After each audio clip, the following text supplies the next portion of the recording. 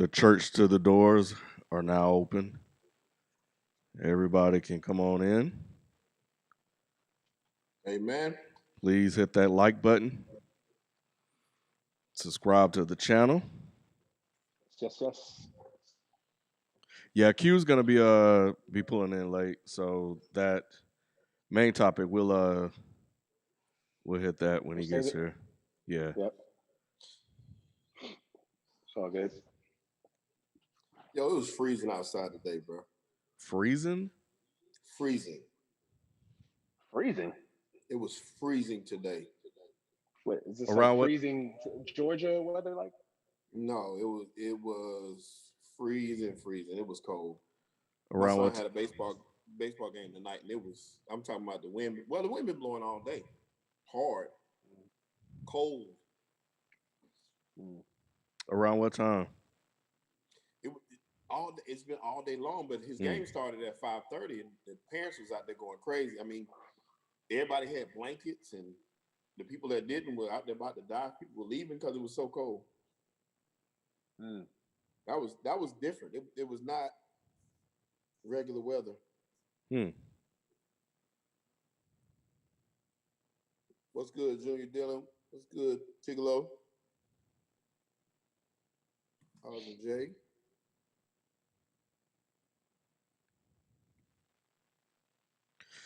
All right, we're going to get started. Aldrin J, make sure you check out Manny's podcast on baseball. What's the podcast name, Manny? Mm-hmm. I love baseball. I love Manny, man. baseball. Yeah, Dope check show. it out, man. Drop a Aldrin J. review, subscribe, all that good stuff, man. Check it out. It's on all platforms too. Spotify, Apple, Google, everywhere. I didn't even know I had Spotify till I was listening to your last episode, and I was on Spotify, and somebody was talking to me, and I was trying to pause it. I was like, I ain't got Spotify. I don't even know where to make it pause it. I listen to all my podcasts on Spotify. On Spotify. Yeah, it's crazy. I listen to Apple Music for music, and then I listen to podcasts on Spotify. I like their podcast player better. I gotta download it back again because I listened to it, but I didn't have it downloaded. But I listened to it on Spotify because you suggested it on Spotify. Oh. All right. This is the place where sports opinions collide, dead in sports. I'm your host, Kenneth B. Inch. Joining me on the show, we got Shelton J. What's good? And Manny. What's good? Happy April Fools. Mm-hmm. And Q will be joining us momentarily. He's running a little bit behind, but he'll be here. Q on CP time. Hey, yeah. we got a super chat early from Aldrin J. Already? What's good? Yeah, it's for you. It's for you, Manny. What's your thoughts on the Linda contract? Oh, right off the bat, I love it, man. I mean, anytime you can sign a 27-year-old superstar to a 10-year deal, I mean, it makes sense. I mean, obviously, is anybody worth 360, or it's going to be totals 363 million by the time it's done. It's including this year plus the extension. Yeah, it's a lot of money, but I don't know if he's worth it per se. I mean, who's worth $363 million? But it's he's well paid and he deserves it. So yeah, man, I love it. As a Met fan, I love it. And it's not even so much about him; it's just about what that signifies, man. The franchise has been owned by some idiots for 40 years, so now the fact that we got an actual owner that's willing to spend money in New York is refreshing. So I'm happy. What did Linda bat last year? I didn't even look it up. I meant to look and see what. He had a down year last year. He didn't do too good last year, but it was 60 games. He didn't really. It was straight. He had a down year for his standards, but when the dude is healthy, if he's healthy, he's never had any injury issues. If he's healthy, he's gonna bat anywhere from 280 to 300, 30 home runs, close to 100 RBIs, and he plays at a. I mean, he's a superstar defensively. And some players, with baseball, man, it takes them a while to even get going. So yeah, it's a weird sport like that too. Yeah, it's a weird sport like that. Like you could have a rough April, and it'd be like, oh, okay, he's gonna eventually catch up to his numbers. That's true. That's the conversation I had with my son. I have it almost every day now because he's playing baseball. He's been playing baseball, but this is the first time they're losing. I mean, this team is not winning like that. Mhm. And and he's had some. I mean, he's batted pretty good, but he's had some, a couple games where he struggled. And I'm like, listen, baseball is the only sport where you can be a failure. You 3 out of 10 times you hit, that's 30%. Like that's getting a Yeah, 30 on the test, and you're gonna be in the Hall of Fame. You're gonna yeah, make $100 million if you can hit the ball 3 out of 10 times. So yeah. just understand that. Take deep breaths and relax. And if you go 0 for 5, that game is over. Let's go to the next game. And even if you don't get a hit or you're struggling, you know what I'm saying, still have good at bats, still try to work the count, do things like that. You know what I mean? So just even though the ledger looks bad, oh, if you didn't get a hit, you still put a quality at bat out, and then you still Mhm. got to do you still got to do your thing on the base pads. If you get on the base pads, draw your walks, Correct. play your defense or whatever. So yeah, Correct. So you believe this signing is a positive sign for the organization? yeah, absolutely, man. I mean, like I said, I mean, it's literally getting one of the 10, 15 best players in the sport in his. I mean, literally entering or just about in his prime. And the fact that you did it, he didn't have to go to free agency. You didn't have to go through that drama of like having 29 of the teams having to court him.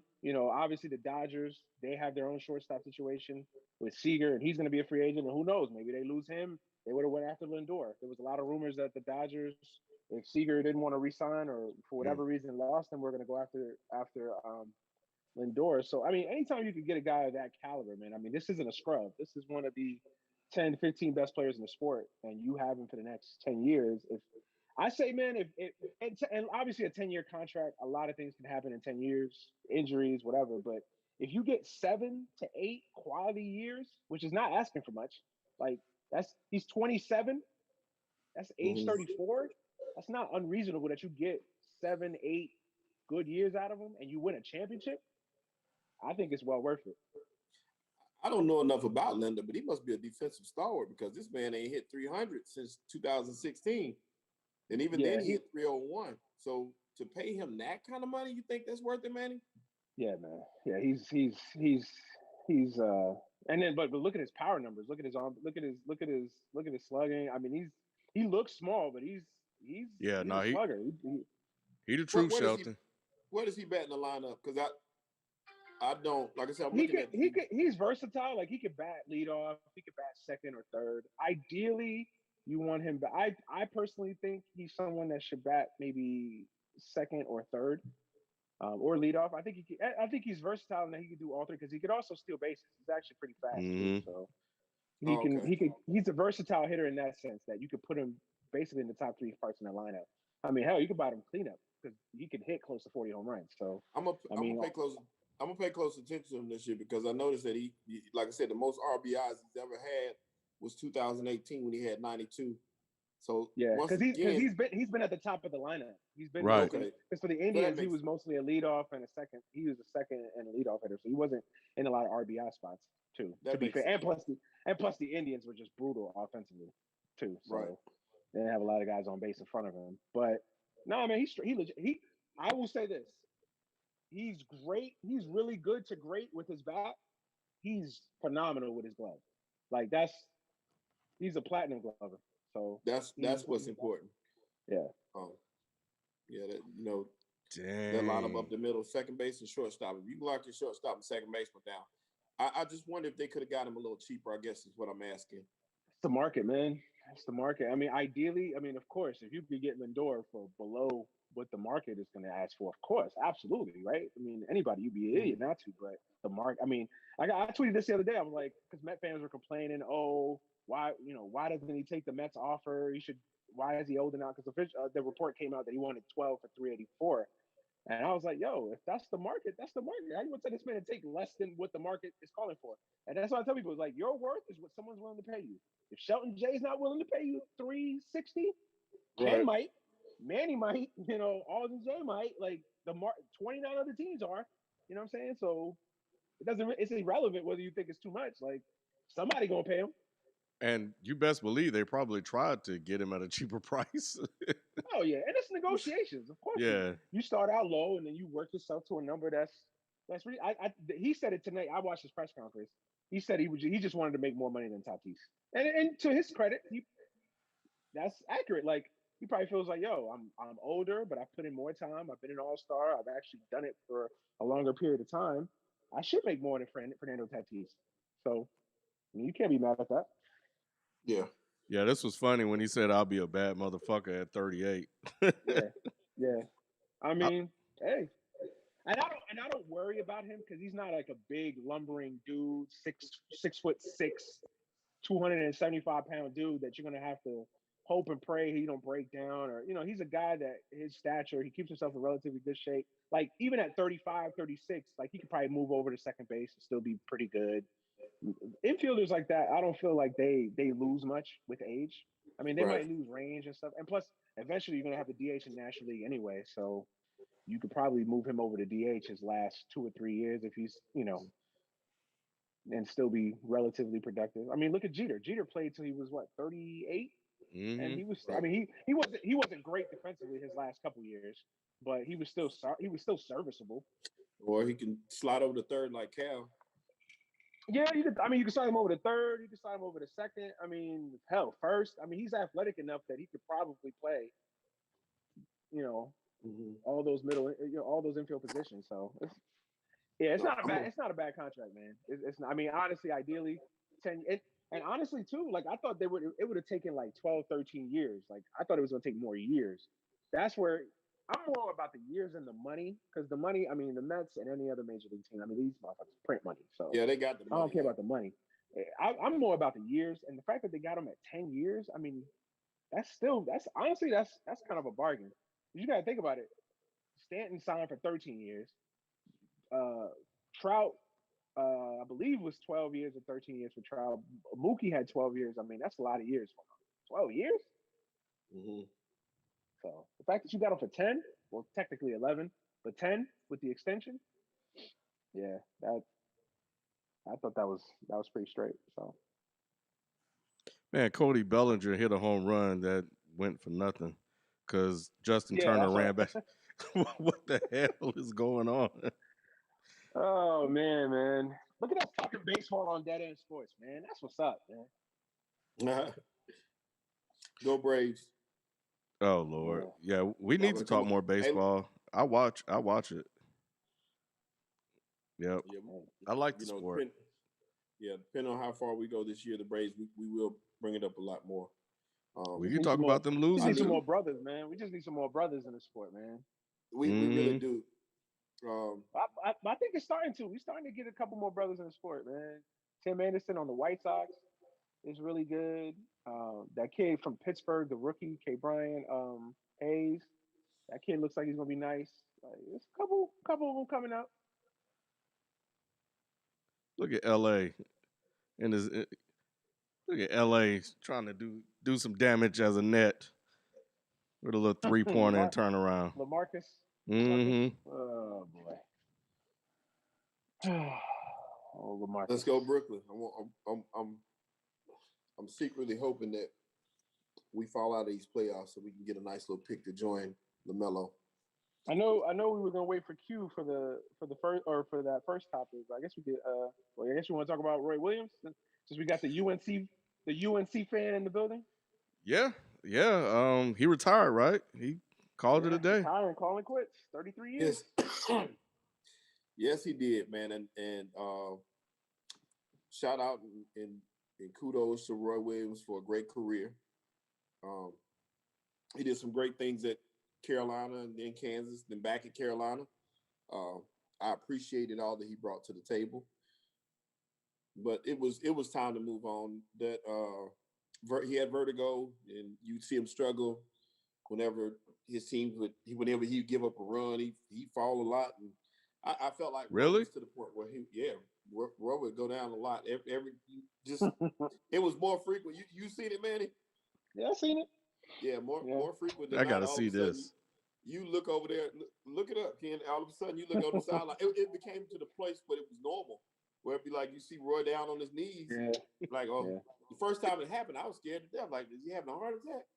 But after a while, it was like, oh, Roy just having I one of think his everybody was episodes. scared the first time. I think everybody was scared the first time that shit Yeah, happened. I think it was yeah, against Duke. yeah.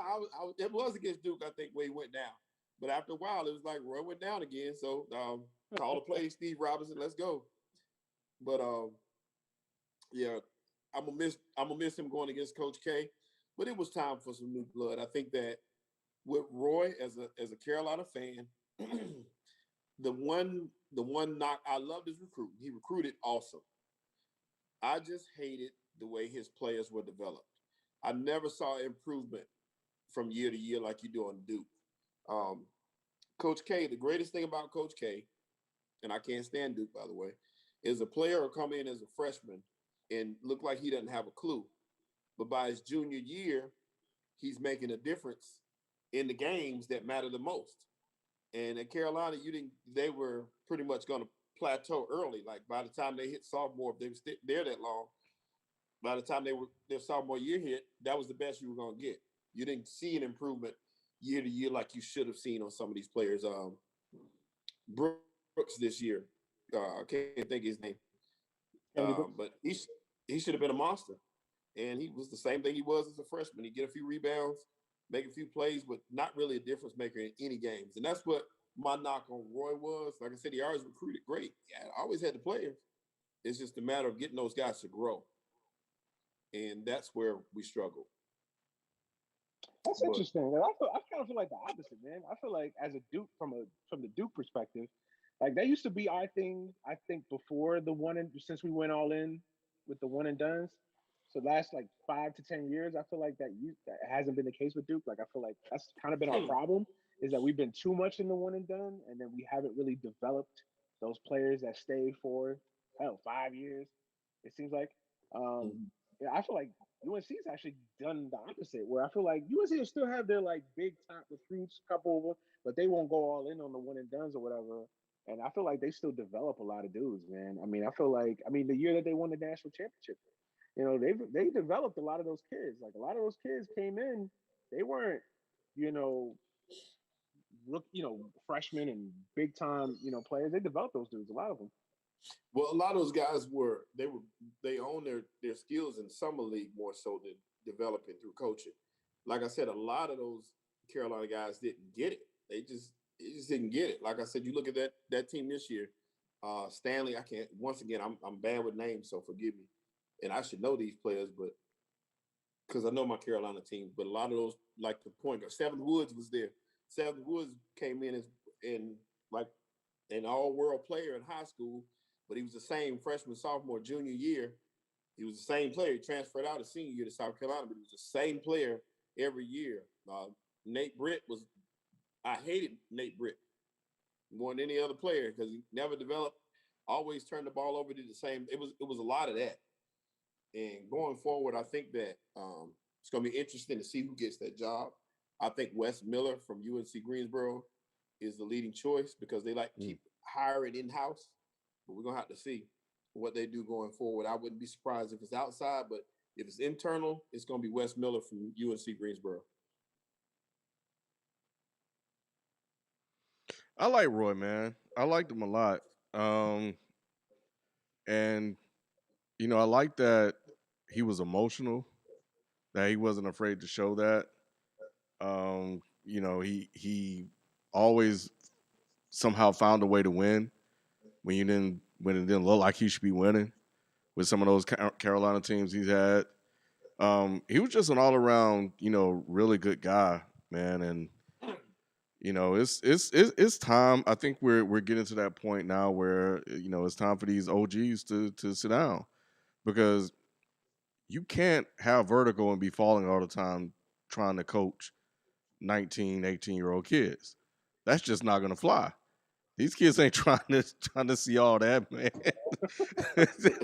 I'm just so that's just a bad look. So, at some point they're gonna get frustrated and tired of it, and all kind of stuff. But he's definitely, you know, would you say he's top five coach, college coach, all time? I would think so, just because of his recruiting and the players that he coached. He had some great players come through there, and even at the Kansas level, he was doing the same thing in Kansas. Particular, yeah, he had Paul Pierce, Jock Vaughn, like you said, Mm-hmm. all those. This guy had some Yeah, players. yeah, I'm saying some players, and he's always been a master recruiter. He's always done great things on the recruiting trail, and you can't knock that. You can't. And he's won 900 games. I mean, what more can you ask for?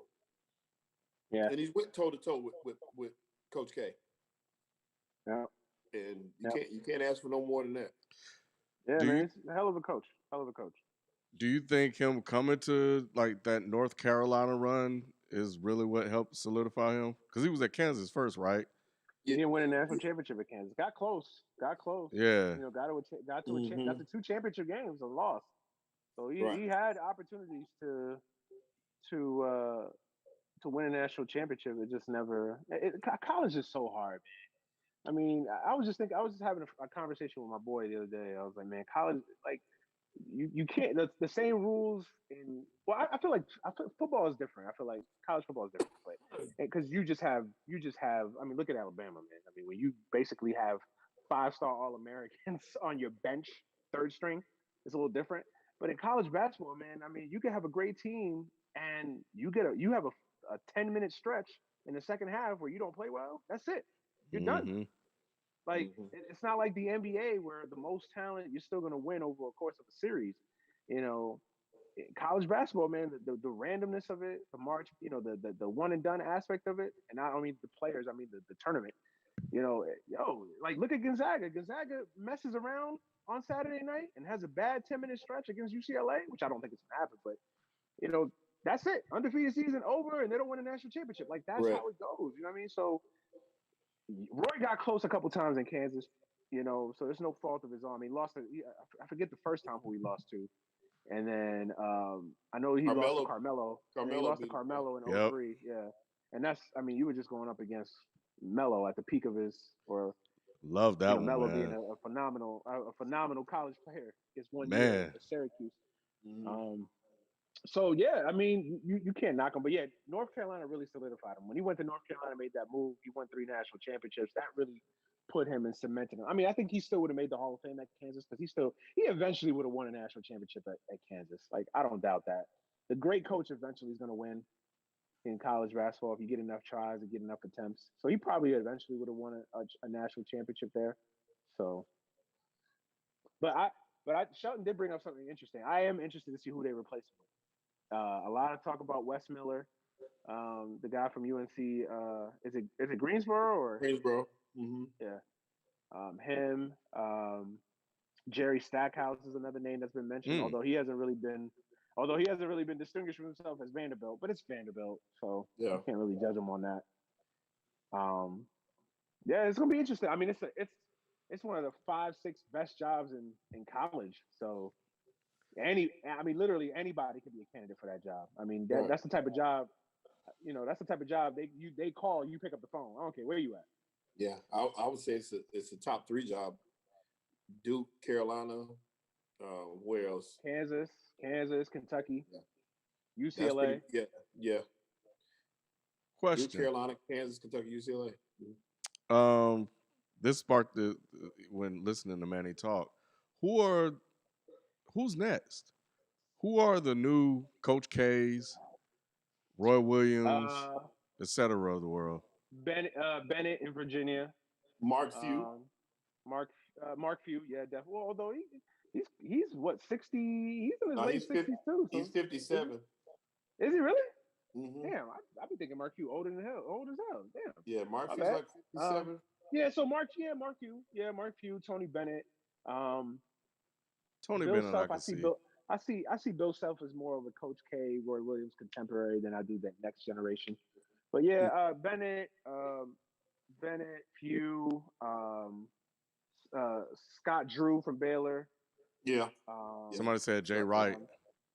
Jay Wright, Jay yeah, Wright as Jay Wright. well. Yeah, Although Jay Wright. although although Jay Wright's kind of like Bill Self, where he's kind of a contemporary Mm. of Coach K and these dudes. But yeah, Jay Wright for They're sure. talking about Jay Wright being a candidate to replace Roy as well. So I mean, that would be sick.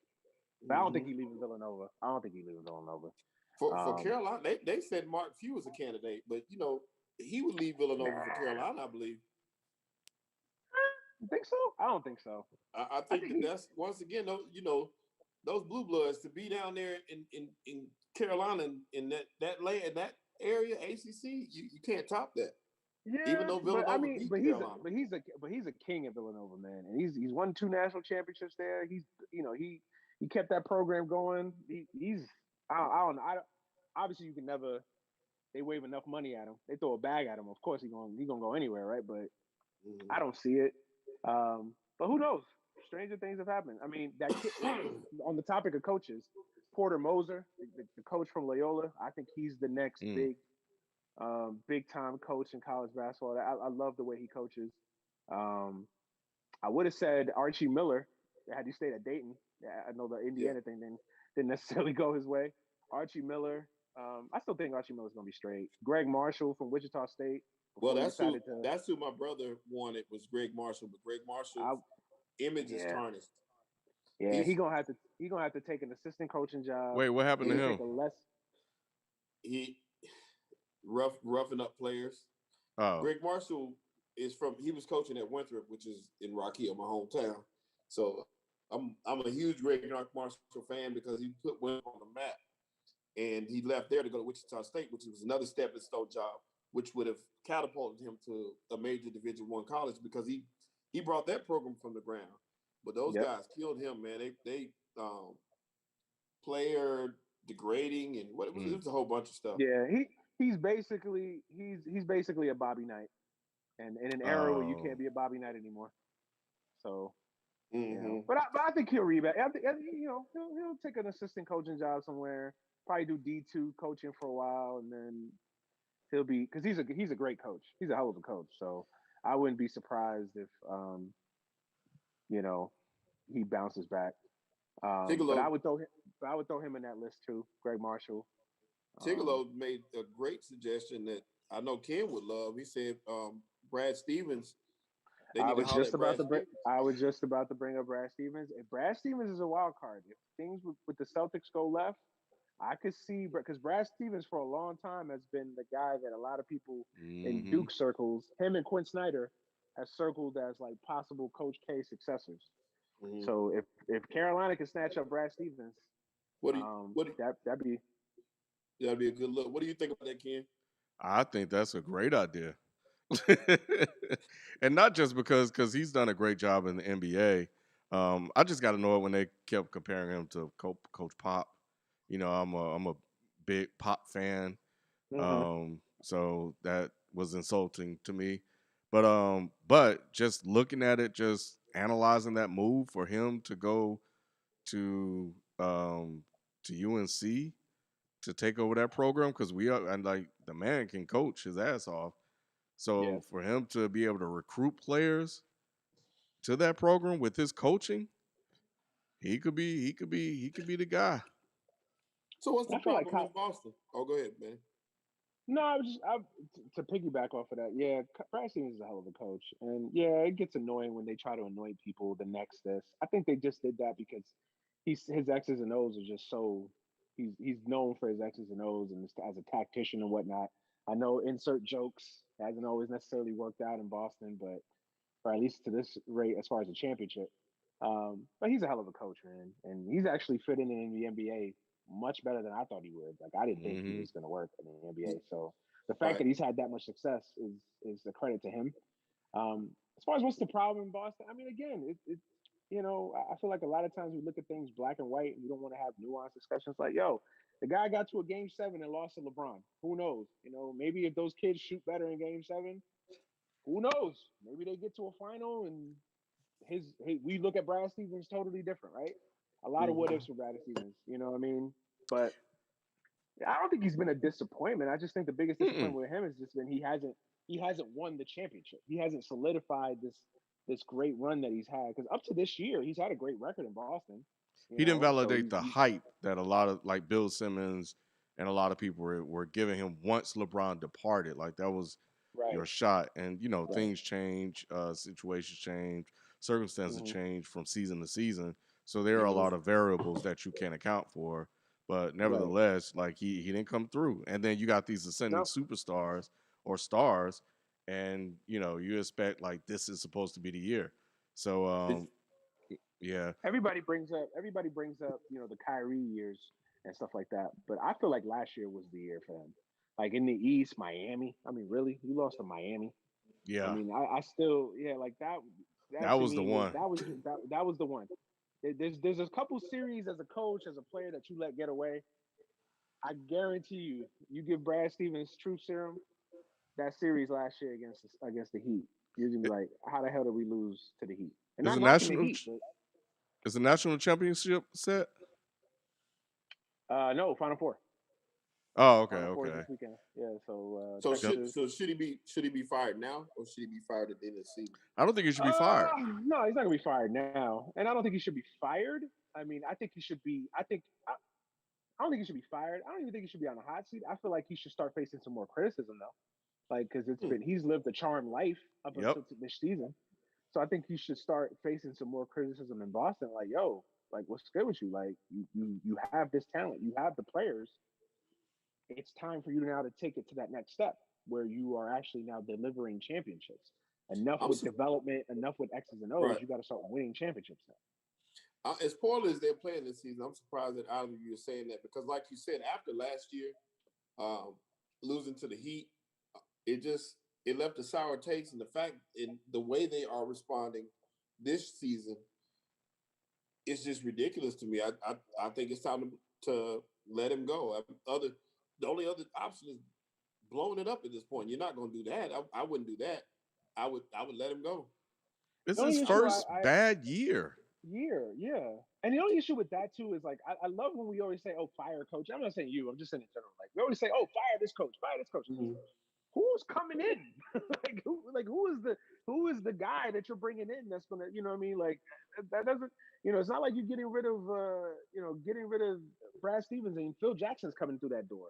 Or Nick Nurse is coming through that door, or Greg Popovich is coming through that door, whoever. Like, you know what I mean? Like sometimes like that also plays into it. Like look at Indiana. They fired Nate and they hired this stiff, and now Indiana is a complete disaster. Like Mm-hmm. what the hell were they thinking? That's what You know they what I mean? Like get. sometimes the grass isn't always greener on the other side. So like I get annoyed sometimes when we would say like, "Oh, fire this guy." Like who's coming in now? If you're telling me you can fire Brad Stevens and you know the next hot big name coach is going to come in and resurrect things and fix things, then yeah, sure.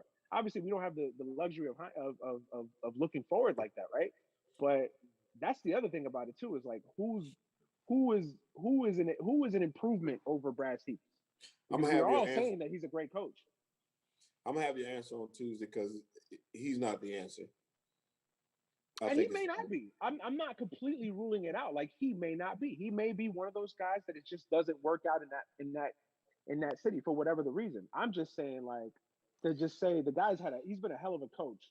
See, and the Criticisms other aside, thing, praise aside. yeah, I No, go ahead, mean, Ken. how many answers are there? And when you really look at coaches that win titles, how many real answers are there? It's always like a revolving door to get guys that are just good and then guys that are win. You have Pop, you have Phil Jackson, who just stumbled into top 10 greatest players of all time on his roster. Spo Mhm. is the one that developed, but he had LeBron. Vogel was good in Indiana, but he needed LeBron to win. Steve Kerr lucked into, You need superstars, the man. Warriors based on Well, I Mark think Jackson's job. So like record. Like how many answers are there out there? There's I guess not. That's for you hit it. me, this team is like I said, this team it should be a top three team in the East, regardless, every year. So for them to be as down as far as they are, to me, that lets me know leadership is not getting it done in the locker room. That's just what it looks like to me on the court. In The his product that I've been first seeing. in his first bad year since his rookie year. Yeah. I'm surprised you saying that, King, because I thought you screamed for him to be fired this whole time. That's what I He thought you just were saying. doesn't like the praise of comparing him to I, Popovich. That's all. yeah, He and just I didn't say he should be fired. My stance is always that Brad Stevens wasn't as good as people made him out to be, but I can't deny. I'm also a numbers guy. Like I've there were times I had to walk it back because I'm like, dang, okay, yeah, maybe I was wrong on this. But it was the hype. It was always the hype. Like they were saying this guy was as good. They were comparing him to Greg Popovich and a lot of greats Yeah. in like his first, second, or third year.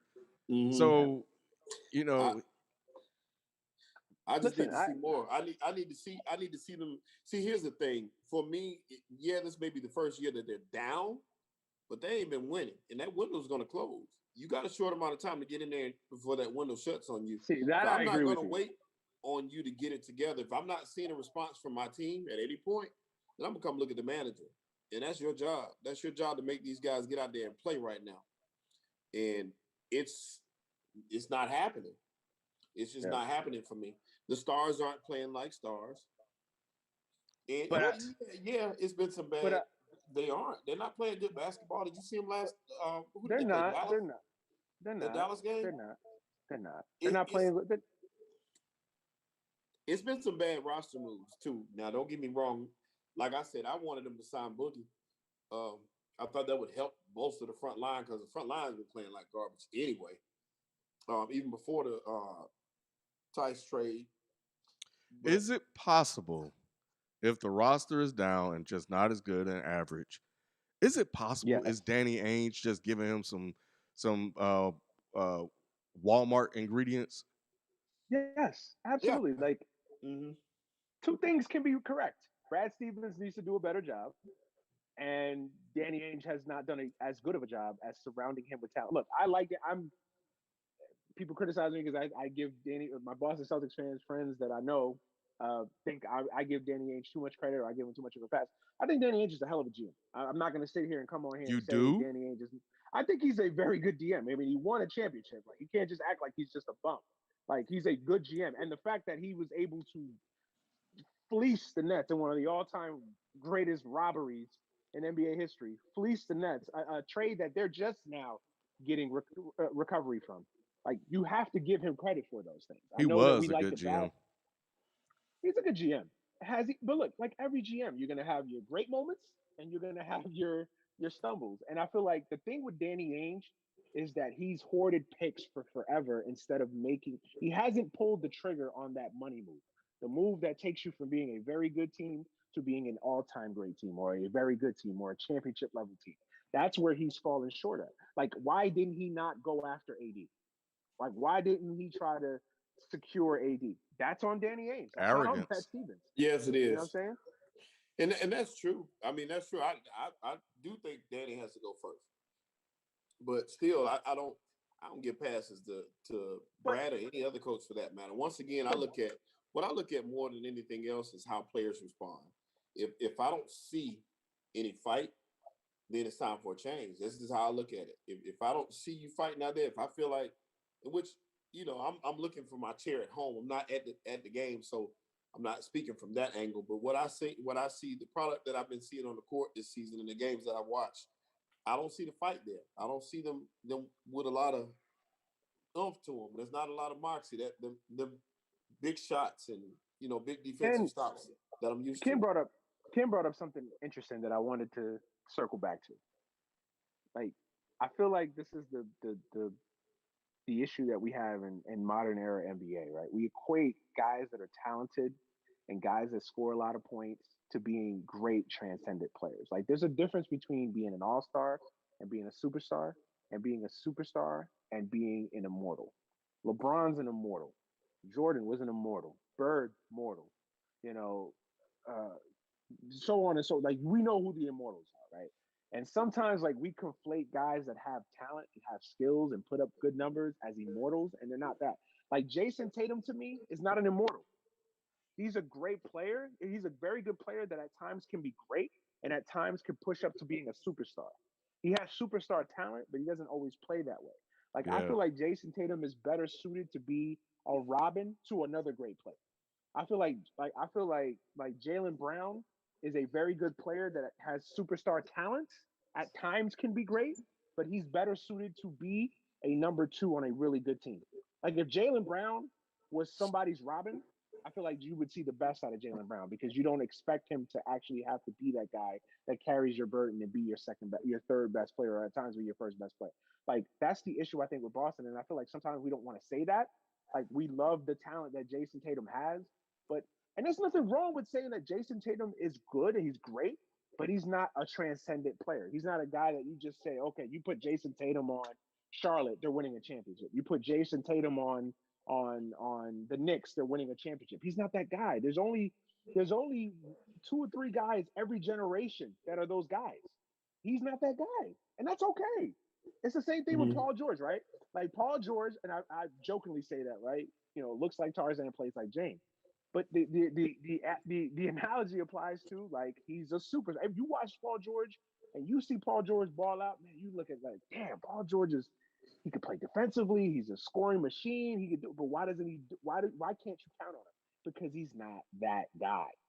He's just not that guy that you build around. That you say this is the guy that is going to win us 5, 6 championships. He's not So that you guy. so you don't think you build around Tatum? I don't think you build around Tatum. I think Mm. I think that I think you're starting to come to that realization that I don't think you build. Now I'm not saying that you should just go trade Jason Tatum now. I'm not saying that. But what I'm saying is that Jason Tatum on a championship team is not the guy that's going to win you a championship. Which is the same thing as saying you don't build around Jason Tatum. He could be a piece to the puzzle. Um, I just don't think you could build. I don't think you. I don't think he is the lead guy on a championship team. That's just me. I could be wrong, and if I'm wrong, I will come on here and walk it back and take my lumps. But I just don't think Jason Tatum's that guy, and I certainly don't think Jalen Brown's that guy. I think Tatum is capable. I would think so.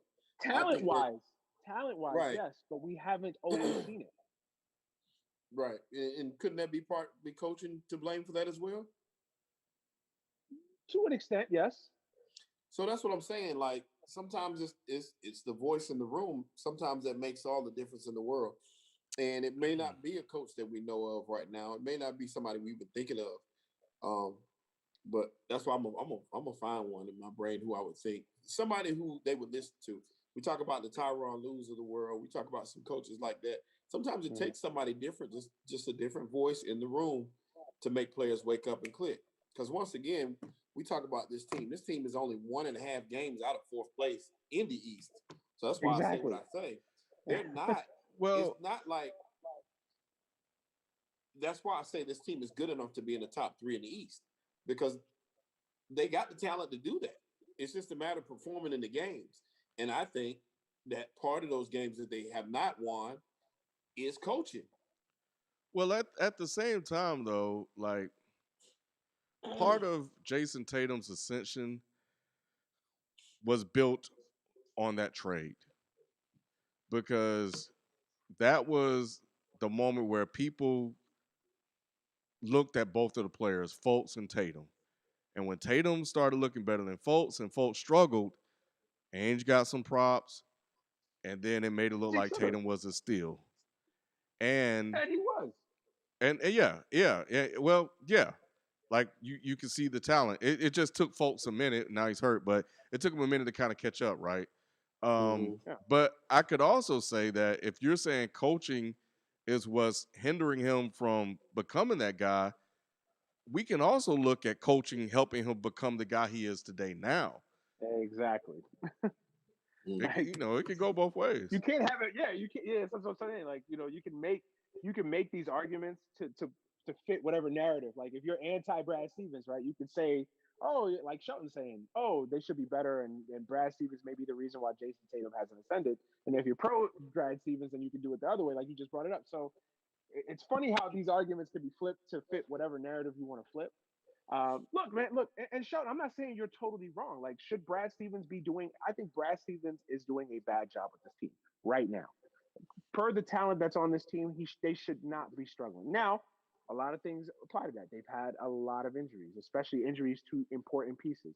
Marcus Smart is an important, valuable Yes. piece on that team that cannot be understated. I know people bring up, oh, it's just Marcus Smart, but like, yeah, he may not be a superstar, but he's the heart and soul of that team. He It's a glue brings guy. an edge and a toughness to that team that you just don't replace, and intangibles to that team that you don't replace. And Marcus Smart is a very good player too, by the way. I So became they a fan of Marcus Smart when he put up. I think he put up 50 in college, and I don't know why I thought that was coming to the NBA, even though he never even got I close thought to so too. that again. I thought so too, bro. But I it thought Marcus Smart was gonna be nice in the okay, NBA, so it wasn't just and me. see, no, it wasn't just you. I love Marcus Smart in college, and I thought he was Yeah, gonna. I thought that was gonna transition in the NBA. He hasn't been that player, but he's been very good in the NBA. yeah. Hmm. His He's been a his very, very his good player in the toughness NBA. his toughness translated because he was tough in college, and I remember he got into it with a fan. That's the Yep, same guy.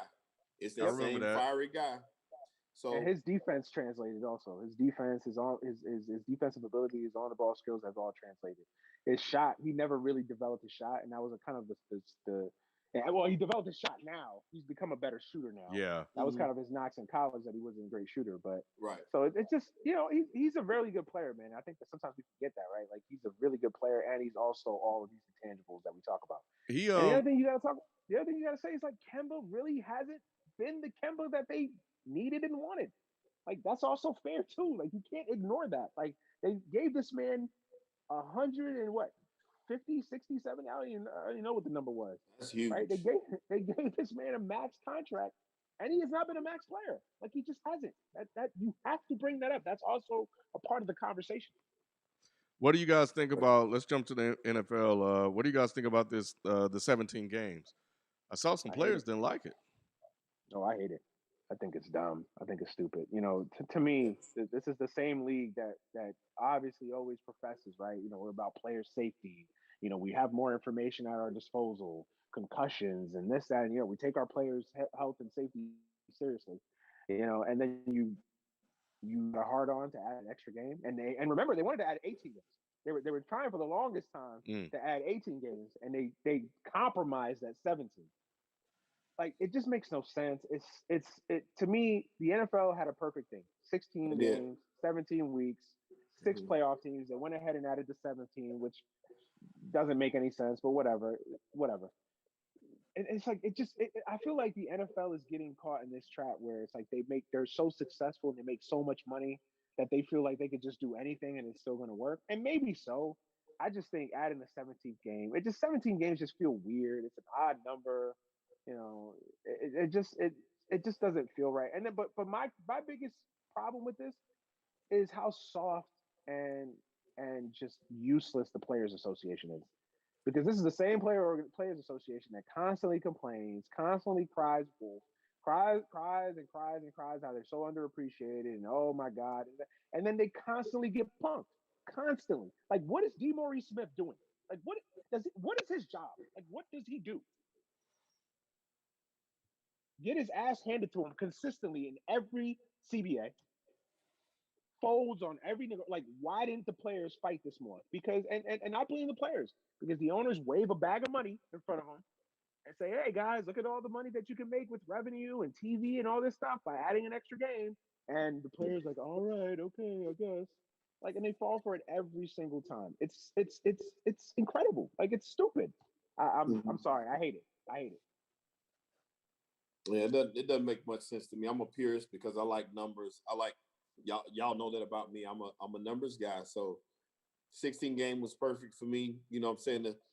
It makes it easier for a 2,000-yard rusher. It makes it easier to break these records that Emmitt Smith, who I want his record gone, but y'all just making it easier for the next person to do so. I want it to be game stat against stat, game against game. 16, like you said, man, it was perfect. I appreciated 16 game season. I don't see where adding this game helps the game. It just helps the pockets. And Yes. I'm not in agreement with that. We talk about player safety, we talk about injuries and all the things that can happen. Adding one more game puts more wear and tear on my favorite player. So I'd rather leave it like it is. If it ain't broke, don't fix it. You got a perfect product. Exactly. Just keep rolling it out there and keep doing what you've been doing, and it's going to work out. Like I said, it just feels like a money grab to me, and I don't like it. I don't like it. As much as I Like, want more football and more sports, I don't need more games. yeah, I don't get it, man. How you feel about it, Ken? I don't care one way or the other. Hmm. I think I think it's all right. So you have the players that come out in opposition to it. What are they going to do? They're obviously going to play. They're going to get paid. They're going to take the check, et cetera, et cetera. But the lack of power that they have Yes. um, is clearly evident that they can say these things and nothing ever changes. And that's the thing that's somewhat concerning because at some point they're going to get that 18th game, and you know, like it just feels like a really odd number to play 17. What changes? How do you start calculating like records if a person gets an extra game to break Yep. somebody's record that Brady or Manning held in a season or Breeze held? Like it starts to mess with the numbers. We had that discussion before, but at the end of the day, man, we know these things. These things are money grabs, and at some point, things are going to change. So it'll be interesting to see what impact this have on other leagues because they went up to 17, and the NBA wants to go down, and the MLB wants to decrease their games as well.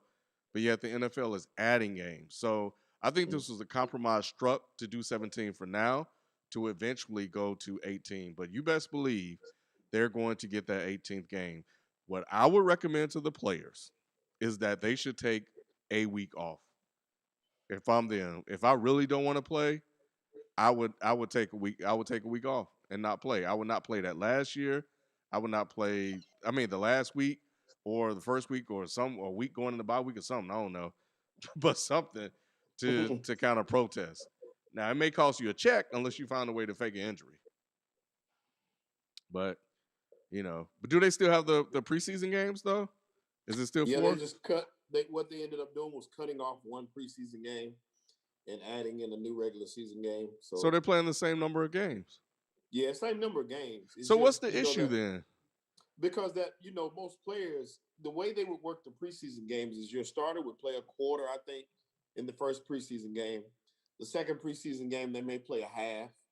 The third one they may play another half, and then the fourth one they pretty much sitting out the whole game. So you really didn't. The first 3 weeks were when you got ready, and you play a quarter, half, Mm-hmm. maybe 3 quarters at the most, and then nothing, and then you go into the season. Well, you got 3 games to do this now, 3 games to get yourself together. You don't get that week off heading into the season. That was like an extra off week. That Oh, get that last preseason game. So you really don't have that. You're going straight into playing. So but I I thought really I thought people didn't like preseason games. they don't. No. Um, they, But I this understand. But year. we. Oh, go ahead. I'm sorry. No, I was just gonna say. I was just gonna say. Like, I don't like preseason. I mean, I don't know who does, but like, I also understand that like preseason wasn't for me as a fan. It was more for coaching, developing roster Yes, configurations, developing players. You know what I'm saying? Like that's what preseason is. So that's why I look at it as such. I Like, like preseason. Let me tell you why I like it, Manny. I like preseason because I watch a lot of football. So the fringe players, the players that are trying to make a roster, um, yeah, Josh Hobbs when he played at Tennessee, I like watching him play. Um, Damian Craig, go back to Damian Craig from Auburn. He was a fringe player that may or may not make the roster. I watched him play himself on the Carolinas roster. Some of those guys that I followed in college that I was fans of, I was able to see them fight to get on the pro roster. So in saying that, I like preseason for that reason. Plus, I like hard knocks. You know, so that's yeah. probably one of my favorite points of the year in football is preseason football. For that reason, I can see those guys who, this is some of them guys' last shot. So you really get to watch them do their thing, and it's Yeah, really fun to watch. I like that aspect of it too. You know what I mean by that? Like, is it appointment television for me? No. Like, I'm not sitting Oh here no, no. blowing off a. I'm not blowing off date night with wifey on a Saturday night because I got to watch the Jets third stringers trying to make a roster. Like, I'm not doing that, right? You know what I'm saying? So that's what I mean by that. Like, I'm not. Is it investment on that level? No, but I always got why preseason existed. Could you get away with three? Could you get away with maybe two preseason games? I think so. Mm. That was more of did we need four? Probably not, but I got it. I got it. I understood it. I I just And just to think don't understand. and I to don't and to understand. and to answer you too, man, you can watch Jets third stringers all year long because that's all that they have on that squad anyway. Hey, So you man, don't come have to on, do that in the preseason. You can watch that during the come on, man. regular season. See, we you talked about know North Carolina, and I was nice. I was polite. I ain't say nothing about North Carolina. I'll it let was I'll thank you for that. it was interesting. I just read the statement that the NFLPA put out, and they were saying more games means more money for the players. And Man, the they thing always say about that that bullshit. statement that got me was that yeah, but the contracts are not guaranteed. Yes. Exactly. So it doesn't mean more money for the players. No, it It's a doesn't. spin. Yeah, that's all it is. They're saying so we can keep paying you. You got to do what we say. That's basically what they're saying. We got a super chat from Marty McFly too. Appreciate you as always. Players can't complain. 500 plus didn't vote, and it came down to 60 or so votes. That is absolutely correct. That's So they fair. really can't say anything because they should have been outvoted. Yeah, But that also speaks to the system, right? Like that also speaks to the system. Like you guys know, I'm big on politics, right? Like if you like in 2016, you literally had 70 million people that didn't vote, right? Mm-hmm. That legit had like, and every year you really have like 90 some odd people that just don't vote. And we always say like, oh, we just always accept that, like, oh, okay, it's just people just don't vote. Like, but that in itself is a problem with the system where people just don't even feel invested to cast a vote. That's a problem too. Like we never actually address why that is. We just always just ignore it as okay, it is what it is. And it's the same thing here. Like when you have what 700 players or whatever, and like only 60 something vote, that's a problem. Correct. Like that should be addressed. Like and maybe 500 of those players feel like, hey, what's the point? My voice ain't gonna be heard anyway. That is a problem. Correct. Like feels like the players association, the A doesn't have enough power, and B, even with the little power that they have, they don't leverage it well enough. So that's an issue onto itself there. So, but I agree with you. Yeah, that's just incredible that only 60 some odd people just voted, and they voted for 700 players.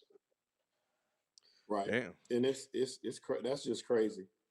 But they're right. They Alden J also said, Russell Wilson used the preseason to become the starter his rookie year, and that True. Yep, did as well. absolutely. So Victor that Cruz, that Victor Cruz. Yeah, that's the what, Victor yeah. Cruz. I Oh remember yeah. him. Yeah. Oh yeah. That's why I love preseason because you find those diamond in the roughs in that time, and certain guys who you get one chance to flash, and you find those type guys in the preseason, and I just love it. I get excited. It gets me going. So I do record a lot of the preseason games and go back and watch as many as I can, just like I do with summer league and basketball. I love the same. I love watching guys get an opportunity and make the most of that opportunity. Not everybody is that top line player from Carolina that gets the shot. Some of those guys from smaller schools and smaller places, I like to see them thrive. Yeah, yeah. No, man. It's just, and what I think you're gonna see too is I think you're gonna see. I don't think coaches even like it 'cause it's like 17 games. It's 17 games, man. I think what you're gonna start seeing is I think you're gonna start seeing a combination of load management. You know what I'm saying in Mm-hmm. football? Not to that, obviously not to the degree you see in the NBA. But I think if you're a coach, I think you got to start considering like, yo, if I got the division wrapped up, you know, December 10th, you know what I'm saying? I might have my players skip that 17th game, or you know what I'm Mm-hmm. saying? I might have my players, not go full throttle, the last 2 weeks of the season to Correct. avoid injury. You know what I'm saying? So I think you will see some sort of load managers now so coded, but you probably will see load management at some point in I the don't know how NFL. you can. We got a super chat real quick from Black Uru Strikes, who I agree with 100%. The owners have effectively used the economic uncertainty from COVID-19 to scare the players into compliance for the Yes, 17 games. That's what yes, this is all about, and that's how I feel about it too. This is more or less about the fact 100%. that we don't know what's going to happen as far as fans coming back. We need that extra game to generate that extra revenue. That's what I believe happened. 110%. They wanted it anyway, whether They COVID wanted came it or anyway. not. Yeah, Yeah, but they wanted the money anyway. But now it's like, okay, great. We're gonna sneak this in there, and even when it goes back to normal, we making extra money. So it just makes all the sense in the world to do if you're a business owner. and it is what it is. Anything. Who left that super chat? Who left that super chat? Black Uru strikes. Black Uru Strikes. Yeah, shout Hmm. out to him, man. Yeah, he hit it right on the head. Absolutely. And Mhm. it's just again, it's the system though itself because again, the players and the players association, which I'm harder on because we know the owners ain't shit. They're billionaires. They're gonna do what's best for them and their pockets. They Mhm. don't care about the fan. They don't care about the players. They don't care about these players. These owners don't give a shit about these players. We know that, obviously. They don't care about Right. the fans. These are the same owners that'll put a damn football game in minus 10-degree weather at 9 o'clock just just to make an extra buck on prime time revenue That's it. ads and shit. Like, they don't care. You know what I'm saying? They'll make these. They're the Mhm. same owners that'll charge PSLs in New York and all these new stadiums, Mhm. personal seat licenses, which is a whole nother thing.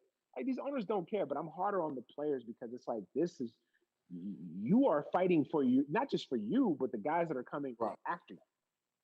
You know what I'm saying? So for literally 60 players to vote and 500 to just essentially just be like, I don't care one way or another, or not vote, that's a problem.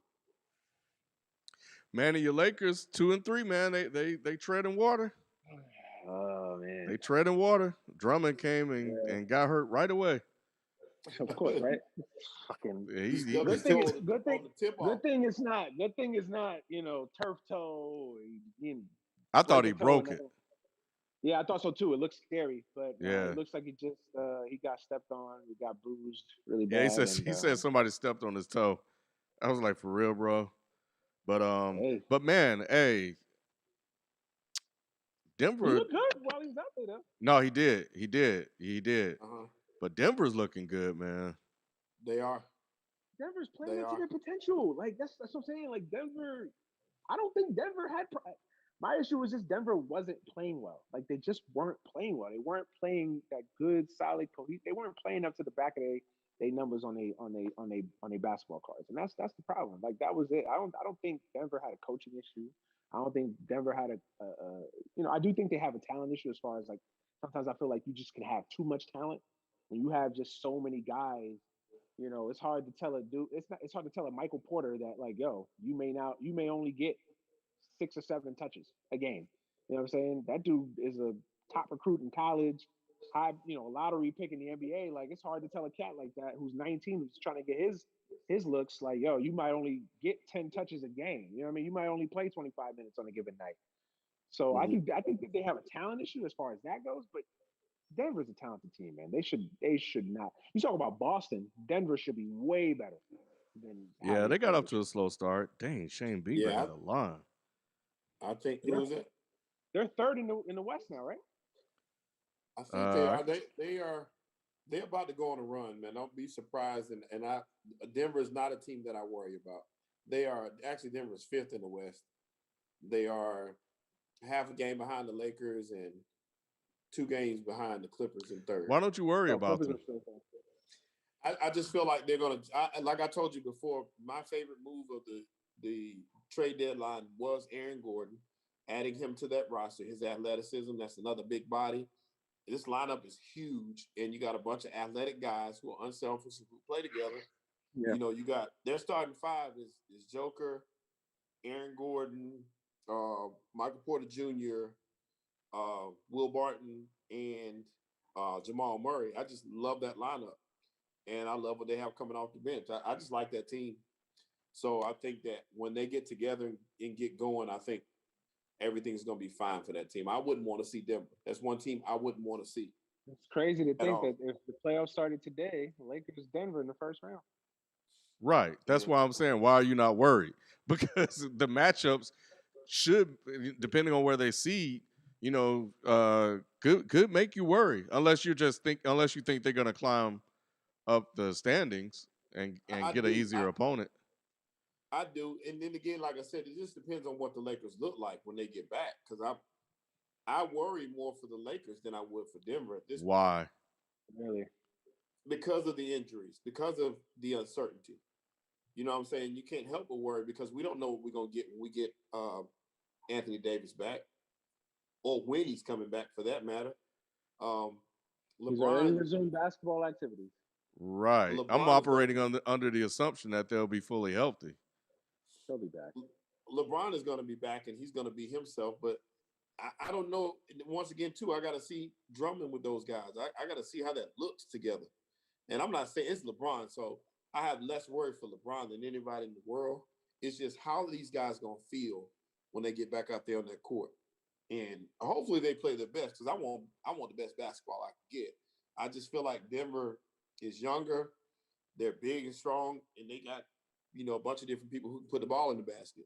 And I think they're unselfish too. I just think that they're a better constructed roster. I disagree. Plus, I plus, still I like Morris. I like their bench. Paul Millsap. Is Paul Millsap still there? Yeah, he's still there.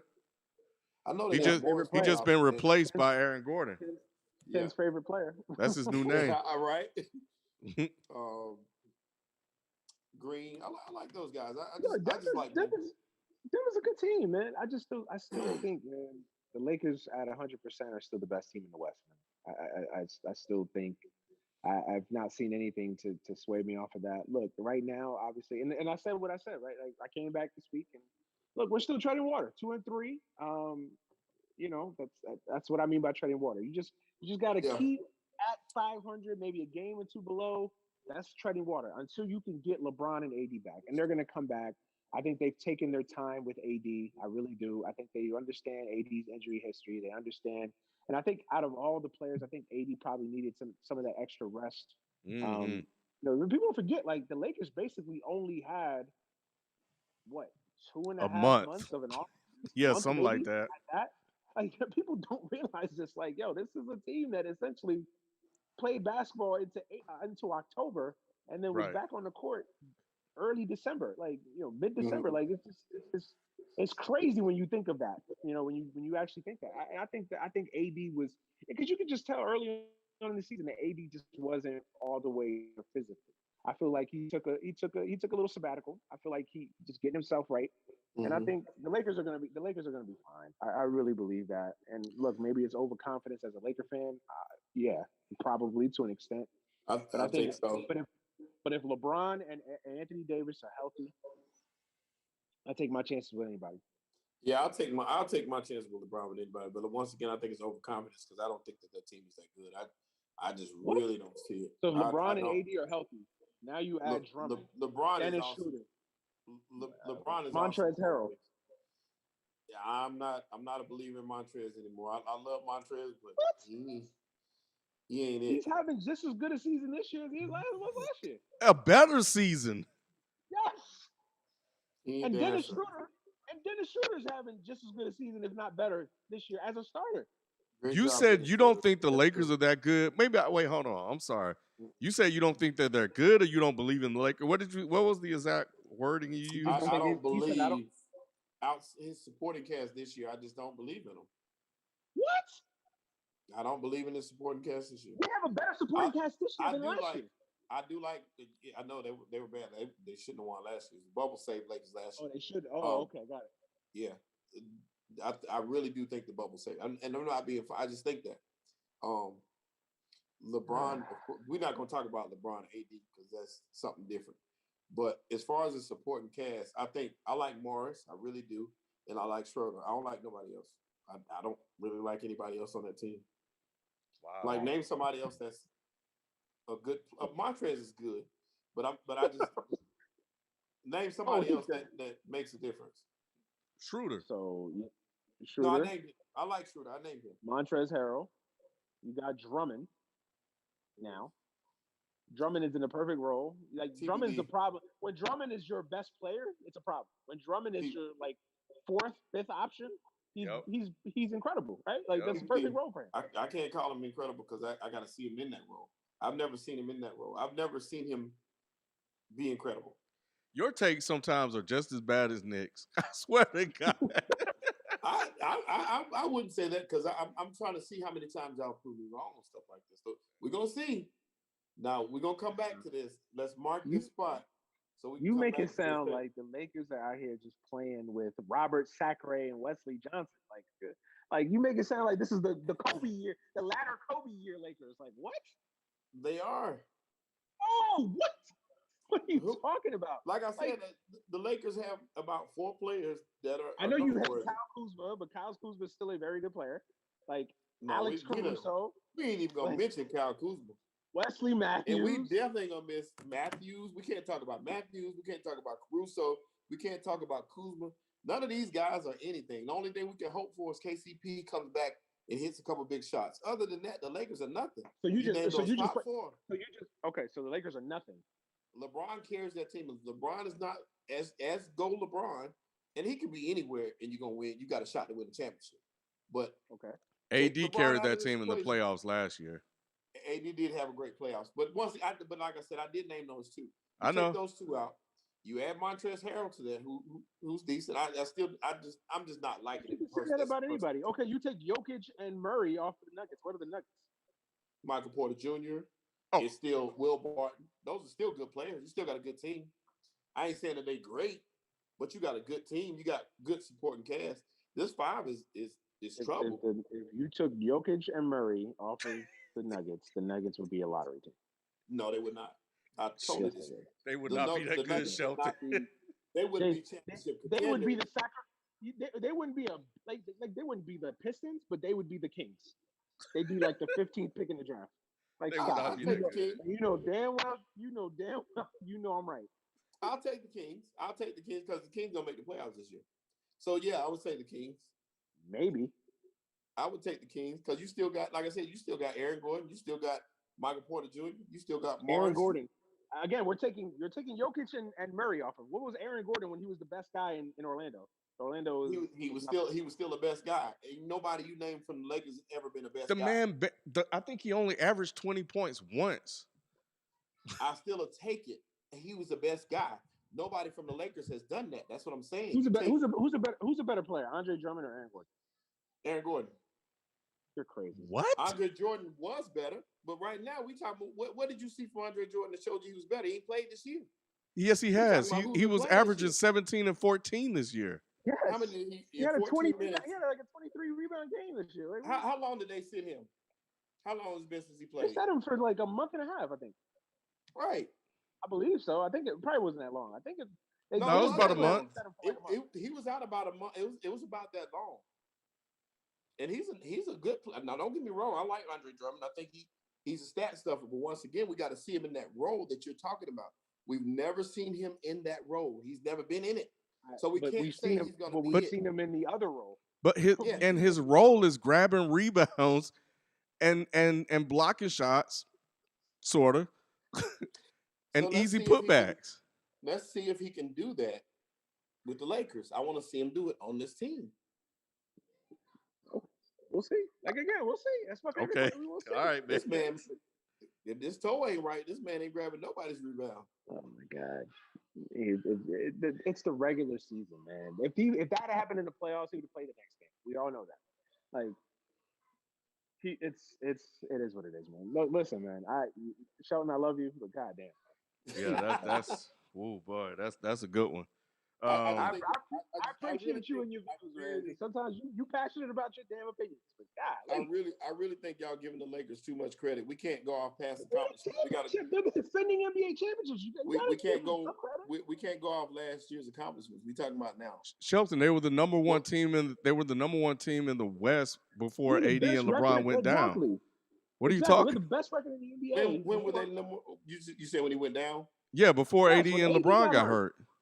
Yes, Yeah. when AD got hurt. So that's the what I'm Lakers were saying. 24-10. Let's see what they do when these guys come back. If they come back 100%, we may be having a different conversation. I still don't fear them over other teams though. Okay. But we'll see. Well, I don't think they're going to be back 100%. I was trying to wait until Q got here, but I don't know. I just texted him. He ain't text me back. So, hey, man, let's rock it. Let's rock it. If you get here, get here. Yeah. Y'all see the title, man. I don't know if you guys saw it. Russell Westbrook and Stephen A. Smith got into it the last few days. I haven't been watching First Take probably since the Super Bowl, honestly. So I've missed a lot of things, but yeah, I caught this one. I just happened to catch this one on Twitter and saw Russ responds to Stephen A. Smith, and I had to listen to what he said. I was like, damn, he kind of spot on in terms of what he was saying. And I'm gonna try to see if I can find it so you guys can hear what the brother said, just in case you haven't heard it. Hold on, I put it in the chat. Let me see if I can pull it up. Uh, we talk a lot, guys. Hold on. Where we at? Where we at? Where we at? Yeah. I think Hey, we I So got think a super a lot of chat. people knew about it Hey, because let me it tell the went super chat viral. real quick while you're looking for it. TJ Clark says Shelton calling Braun and AD Lemicky and a Disney. Man, no, I'm not disrespecting. I'm not disrespecting LeBron and AD. I'm saying I like them. I just don't think they're gonna come back 100%. We got to see that happen, and with them not being 100%, this supporting cast is not gonna get it done. okay, That's what I said. let's see. Here you go. watch these college games and I watch these kids and these announcers, man, they get on their TV and just say anything about a kid. They don't even know him. They don't know his family. They don't know where he's from. They don't know what he's been through. They don't know his struggles. They don't know his pain. They don't know anything about the kid. But one thing said on TV can determine how you perceive this kid on TV, which will allow him not to be able to reach his goals, which will allow him not to be able to get drafted, which will allow him not to take care of his family, which will now not create generational wealth, which now makes our people and the minorities, the underserved community, which makes that gap. It's way bigger than basketball. That's my entire life focus, and my wife. That's what she's mentioning because we talk about all the time. Is that I sit back. I don't say much. I don't like to go back and forth about people. But one thing I won't allow to happen anymore is let people create narratives and constantly just talking shit for no reason about me, because I lay it on the line every night, and I use my platform to be able to help people all across the world, and nobody can take that away from me. I've been blessed to be able to have a platform to do it, and like I said before, a championship don't change my life. I'm happy. Um, I was a champion once I made it to the NBA. Like I grew up in the streets. I'm a champion. Like nobody can. I don't have to be an NBA champion. I know many people that got NBA champions that's miserable. Have done nothing I want to know for who their that community. is. Have done nothing for the people in our world. And for me, man, my legacy, like I mentioned before, is not based on what I do on this court. I'm not gonna play basketball my whole life. My legacy is what I do off the floor. How many people I'm able to impact and inspire along my journey, man. And that's how I keep my head down and keep it pushing because it's very important that you don't let the negativity seep in because it's been like that my whole career. Honestly, there's no other player that kind of takes the heat that I take constantly. But I take it as positive because obviously I'm doing something right if people are talking about me. And that's how I feel. And I stay my best foot forward, stay prayerful, keep my family close and keep it like that. All right, so that's pretty much it. Um, it was 2 minutes, 17 seconds. He had a lot to say. Mm-hmm. Um, and I think he was spot on, man. What was he Um, spot on about? huh? What was he spot on about? I think when he was talking about like the people get on TV and they talk a lot about the players and criticize them. They create these narratives about them, and it could negatively impact the perception of that said player, and it could also interfere with their potential possible future, especially we're talking about like college kids and stuff like that.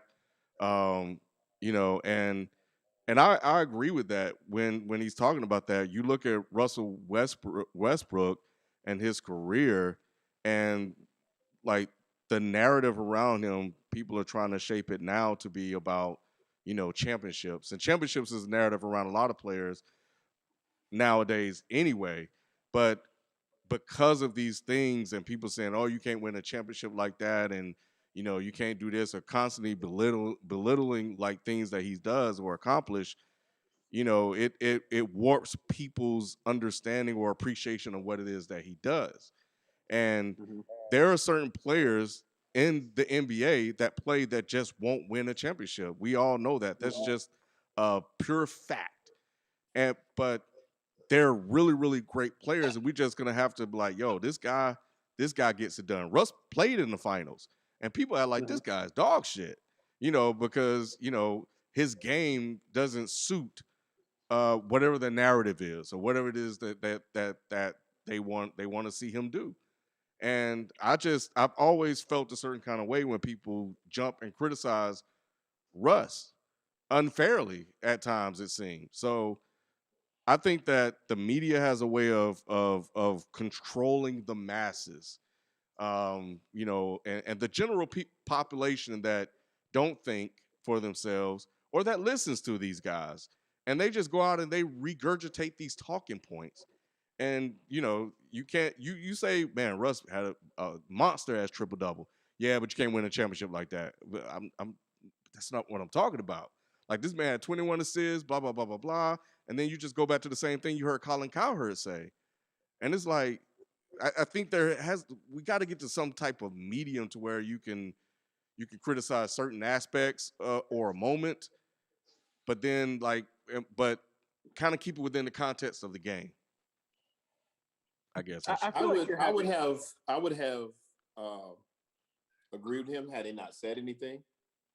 But to be honest with you, I don't agree with him. I do not. I think that as a player and a competitor, my sole focus in playing sports is to win championships.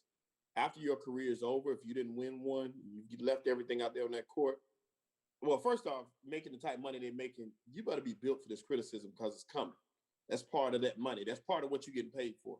My job is to watch you play and to criticize you if I feel like as a fan, I'm a fan. So that's what I'm gonna do. I'm still paying to watch you play. So I can have an opinion on your game. But the thing of it is, when your career is over, if you didn't win a championship, then you can say, I didn't win a championship, but I solidified my future. I took care of my family, and it was a victory for me just to get here. But if you're celebrating that victory now while you're in the game, that ain't good enough for me. If you're But celebrating having triple doubles while you're in the game and you're not winning, that's not good enough for me. he To doesn't me, celebrate triple doubles like that though. I But mean, Well, I don't I don't understand. know. I just He just told me, based off what he just said, winning the championship is not important to him. I don't think he said that. Yeah, he Okay, didn't what say did he that. say? He didn't say What did he that. say? No, look. I feel What like he? we're having. I feel He like we're said if I having. don't win a championship, that's okay because Right. I've overcome a lot to get here. He's played in the finals where a lot of players haven't even gotten to that before. Right. That, At a young that, age too. Right. that's Right. why. That's why I'm such But a and I appreciate it. Once again, when my career is over, if I look back on that and say that at this point I don't have a problem with it, but in the midst of your career and still in your prime to say it's okay if I don't win a championship is not okay for me. That's not okay. You think Jordan would have said it's okay if I never get past the Pistons? No, he would have never said no junk like that. What Magic had said, it's okay if I never beat Boston. No, it's not. It's not okay. That's not okay. That means you ain't giving me everything you got because you just happy to be here. Okay, I'm gonna Yeah, come you back to that. overcame a lot to get in. I, And I I was, like I said, I'm a Russ fan because I saw him at UCLA. I saw him play. I saw him play and be a decent player. He was a great athlete, and he's blossomed into a tremendous Hall of Fame player. But at the same time, if you got more to give, you got once again, we know Stephen A just say whatever. I ain't really thinking about what he said.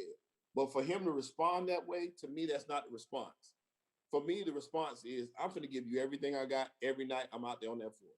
Now, I want you to continue the off the court stuff. I love to see them thrive off the court. I love it.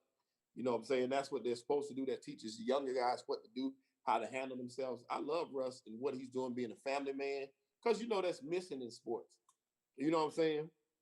And no, he didn't go off and marry, some supermodel he met. He's still with he's doing it the way you wish it was done by more. But uh-huh. at the same time, to tell me that that's enough for you, I don't want to hear that as a fan. I don't want to hear you talking that way because to me, you telling me you accepting mediocrity, and that's what I hear. That's what even if it ain't what you're saying, that's what my ears are hearing. As a competitor, I don't feel like that. It Not ain't never interpreting good it. enough. So I've been dying to talk about this topic because I feel like we're talking about two different things, and I feel like the climate has a lot to do with this. I feel like we are in a climate in the world and society now where you either have to be a fanboy or a hater. There can't be any nuance, right? Like if you're not praising someone 24/7, then you're a hater, and vice versa. Like I hate that we live in a world now. Like, look, whatever you may think about Stephen A. Smith, whether you like his commentary, whether you think he's got an agenda, of course he has an agenda. Everybody on TV has an agenda to one point or another. I'm not even saying I fully agree. Like I've been critical of Russell Westbrook, but my criticism has always been about basketball. My criticism is not about who he married. My criticism is not about who the man that he is. Look, Russell, I wouldn't know Russell Westbrook if he fell on me. Like I don't Mm, know that. right. I will never criticize another athlete, a musician, or whatever. I just criticize their art, what they do, the service that they provide me as a consumer, as a fan. That's it. Like this thing that criticizing me, you don't know the man that I am. First of all, we're not talking about you, the man. We're talking about you, the basketball player. Like I Mm, can watch a game that Russell Westbrook plays, and if he misses a clutch free throw that he should have made, I'm going to critique you for not making that free throw. I'm not going to critique you because you didn't give money to the hood or that you didn't pull your people out of mediocrity or whatever. Like, that's irrelevant to the conversation. Like you could be a great person, a great human being, and also have missed a clutch free throw that cost your team a victory. Those two things can exist in the same plane. Like anybody that's critiquing Russell Westbrook, not saying everybody, because of course there's people that have agendas that just don't like an athlete because of the way he looks or the way he talks or the way he carries himself. I get that. I'm just saying the majority of people. We on Dead End Sports, we criticize athletes all the time. It's never personal.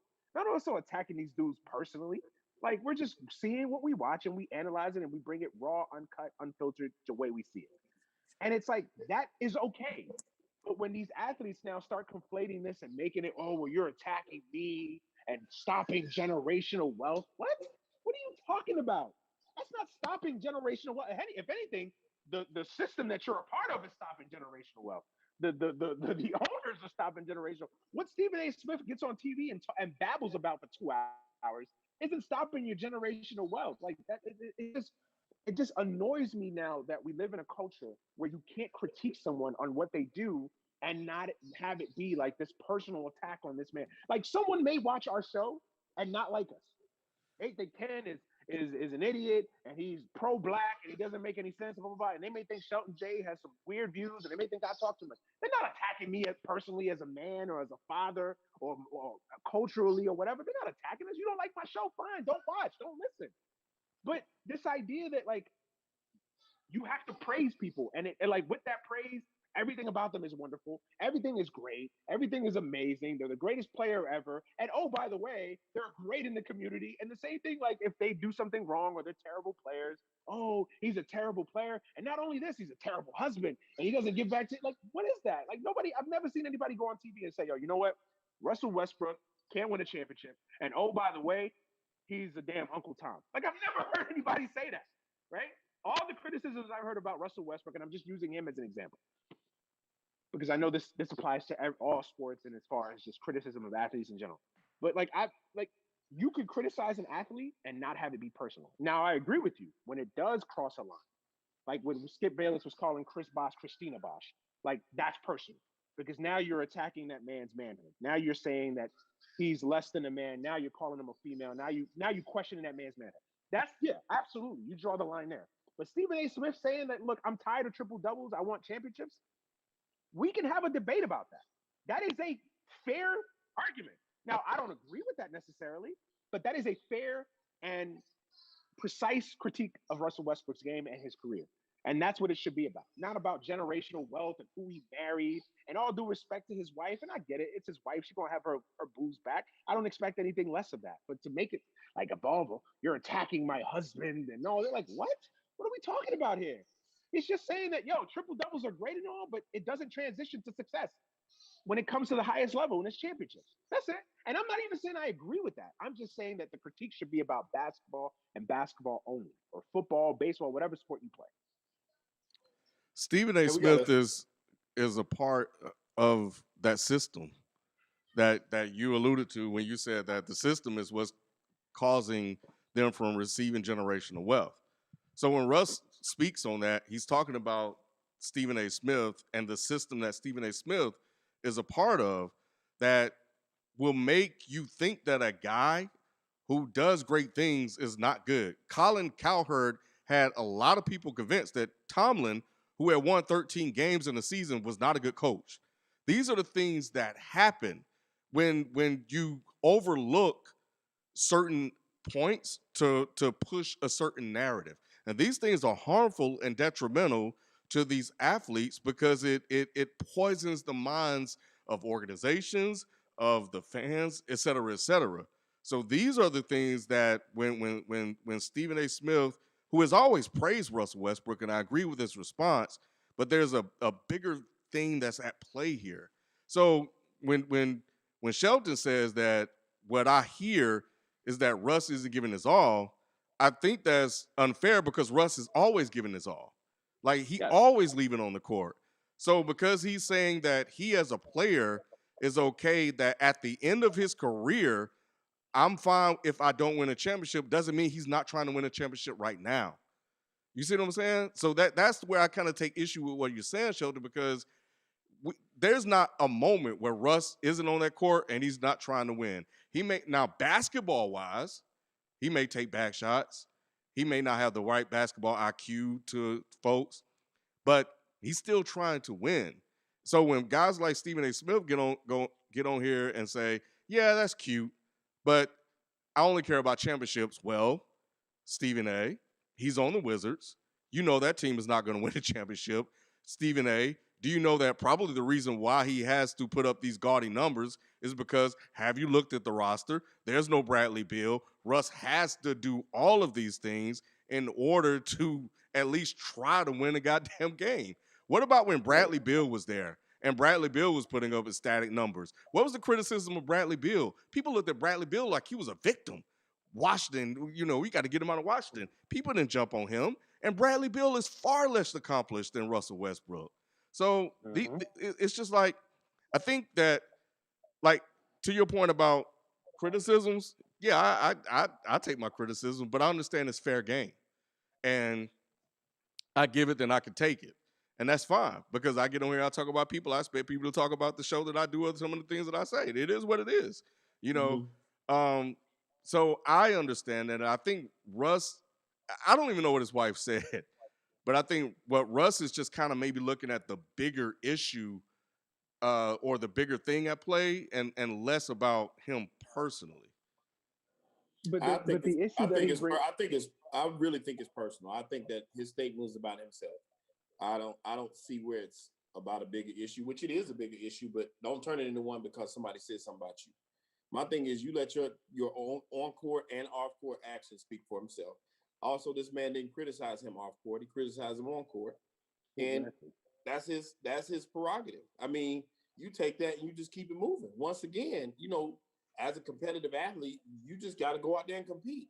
And do not tell me it's okay to not have a championship while you're His, playing. You tell me that after you're his done. That's just how I feel. I think you should say that after it's over. his wife basically brought up that these announcers, media people have a lot of power to sway people's opinion, which they do to an extent. Yes, they do. I'm not arguing. They basically brought up a UCLA, the moment in UCLA where she said an announcer, or they talked about how the announcer for UCLA, who was the same announcer back when Russell Westbrook was in college, said that Russell Westbrook wouldn't make it in the NBA. And he said, like, oh, this guy could have ruined my career because somebody would have heard what he said and fell victim to that and not giving him. I'm just paraphrasing. That's how exactly. You Gotcha, guys gotcha, could gotcha. Google what his wife said or whatever, right? So it was like a long Instagram tirade, whatever. And look, I respect her opinion. That's her husband. She got to stand by her man. I'm not knocking her. Nah, whatever. My thing is like, okay, that man could have probably stopped a team or two from drafting you. At the end of the day, Russell Westbrook was still going to be Russell Westbrook because the talent at the end of the day wins out. Like at the end of the day, your talent is going to win out. Not always, You are bro. going to be not always, not always, but the majority of time. Like okay, okay. A team may have not drafted Russell Westbrook because they heard this announcer in Westwood, California, somewhere criticize Russell Westbrook. Maybe I don't know. Who knows? We'll never know for sure, obviously. But could that have stopped the team maybe from drafting Russell Westbrook? Okay, probably it did. And maybe instead of a third pick, he would have been a number one pick. I don't know that. Nobody will never know, right? But at the end of the day, Russell Westbrook is still a Hall of Fame basketball player. He's still one of the great point guards in history. One of. like his talent still rose because his talent was bigger than any criticism or anything else that would have prevented him from achieving those goals. So that's my thing. Like my issue is we can have a conversation about your skills on the court and have it be that. When you start bringing up that, oh well, they're attacking me and they're attacking my character and my and what I've done for the community and all that, and I'm like, that's all great, but that's not what we're talking about. For Right. instance, again, I bring up the example. Someone can watch our show tonight and not like what Ken is talking about and say, yo, Ken is terrible. I hate his takes, which I'm sure people on the comments list have. I'm sure they have. They bring up, they hate what Ken is saying. That doesn't mean that he's saying Ken's a bad father, that he doesn't take care of his family, or that he's a terrible human being, Right. or he's this, or he's that. Like that doesn't mean that. It just means you don't like his show. And if you don't like my show, then that's fine. That's not going to stop Ken from doing what he do, from putting on a great product on all platforms, and still doing his thing. And if somebody doesn't like his show, fine, great. Sorry to hear that. Right. Whatever. There's other people that do. Like that's okay. Like my thing is like you can criticize someone and not be a hater, and you can show praise and praise someone and not be a fanboy. It's okay. Like, but now Yeah. we live in this culture where it's like if you don't if you don't just sit there on an interview and say, "Yep, Russell Westbrook's the greatest thing ever. Look at these triple doubles. I mean, it's amazing. It's wonderful." Like you yourself, Ken, said that the reason you got mad about Brad Stevens was that they showered praise on him for being the next Greg Popovich or the next this guy, the next that, right? So even praise can get you hated because then there's a segment of the population that thinks it's too much love, it's too much praise, or it's undeserved. So it works both ways, man.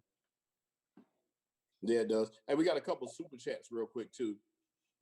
Steve, one from Maurice Wilkins. Appreciate you, Maurice. Shout out. Uh, Yep. Stephen A. hates the Brooklyn super team, then criticizes players for not having a ship. What if Russ go join a top contender for less money?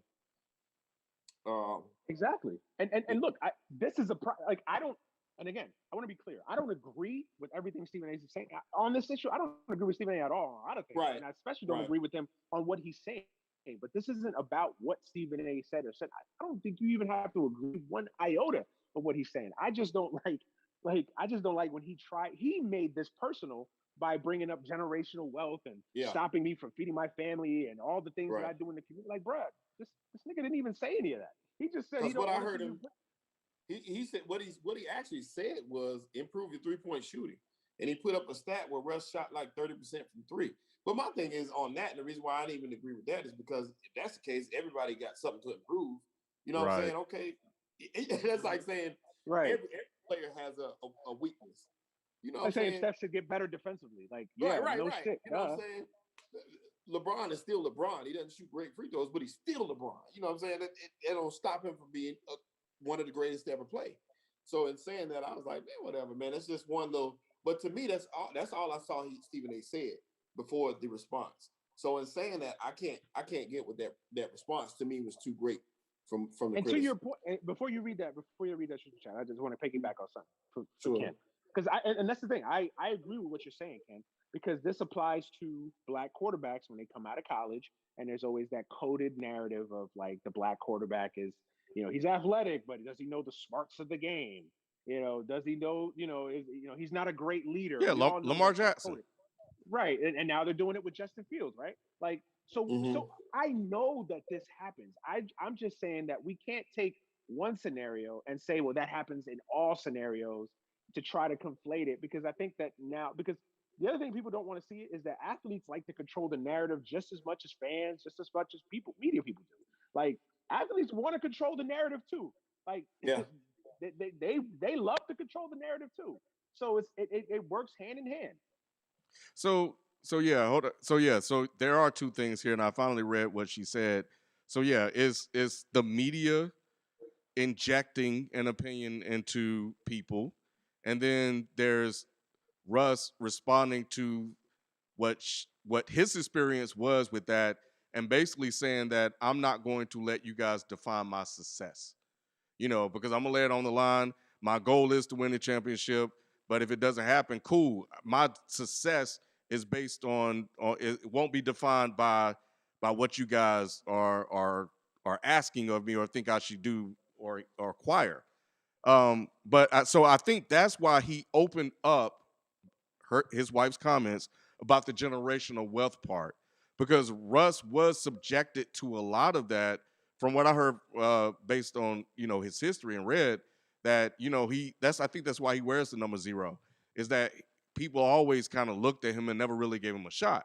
So to your point, his talent, he always had to work harder than twice Yes, as hard than the next person, because there were people out there shaping and molding how people perceived him.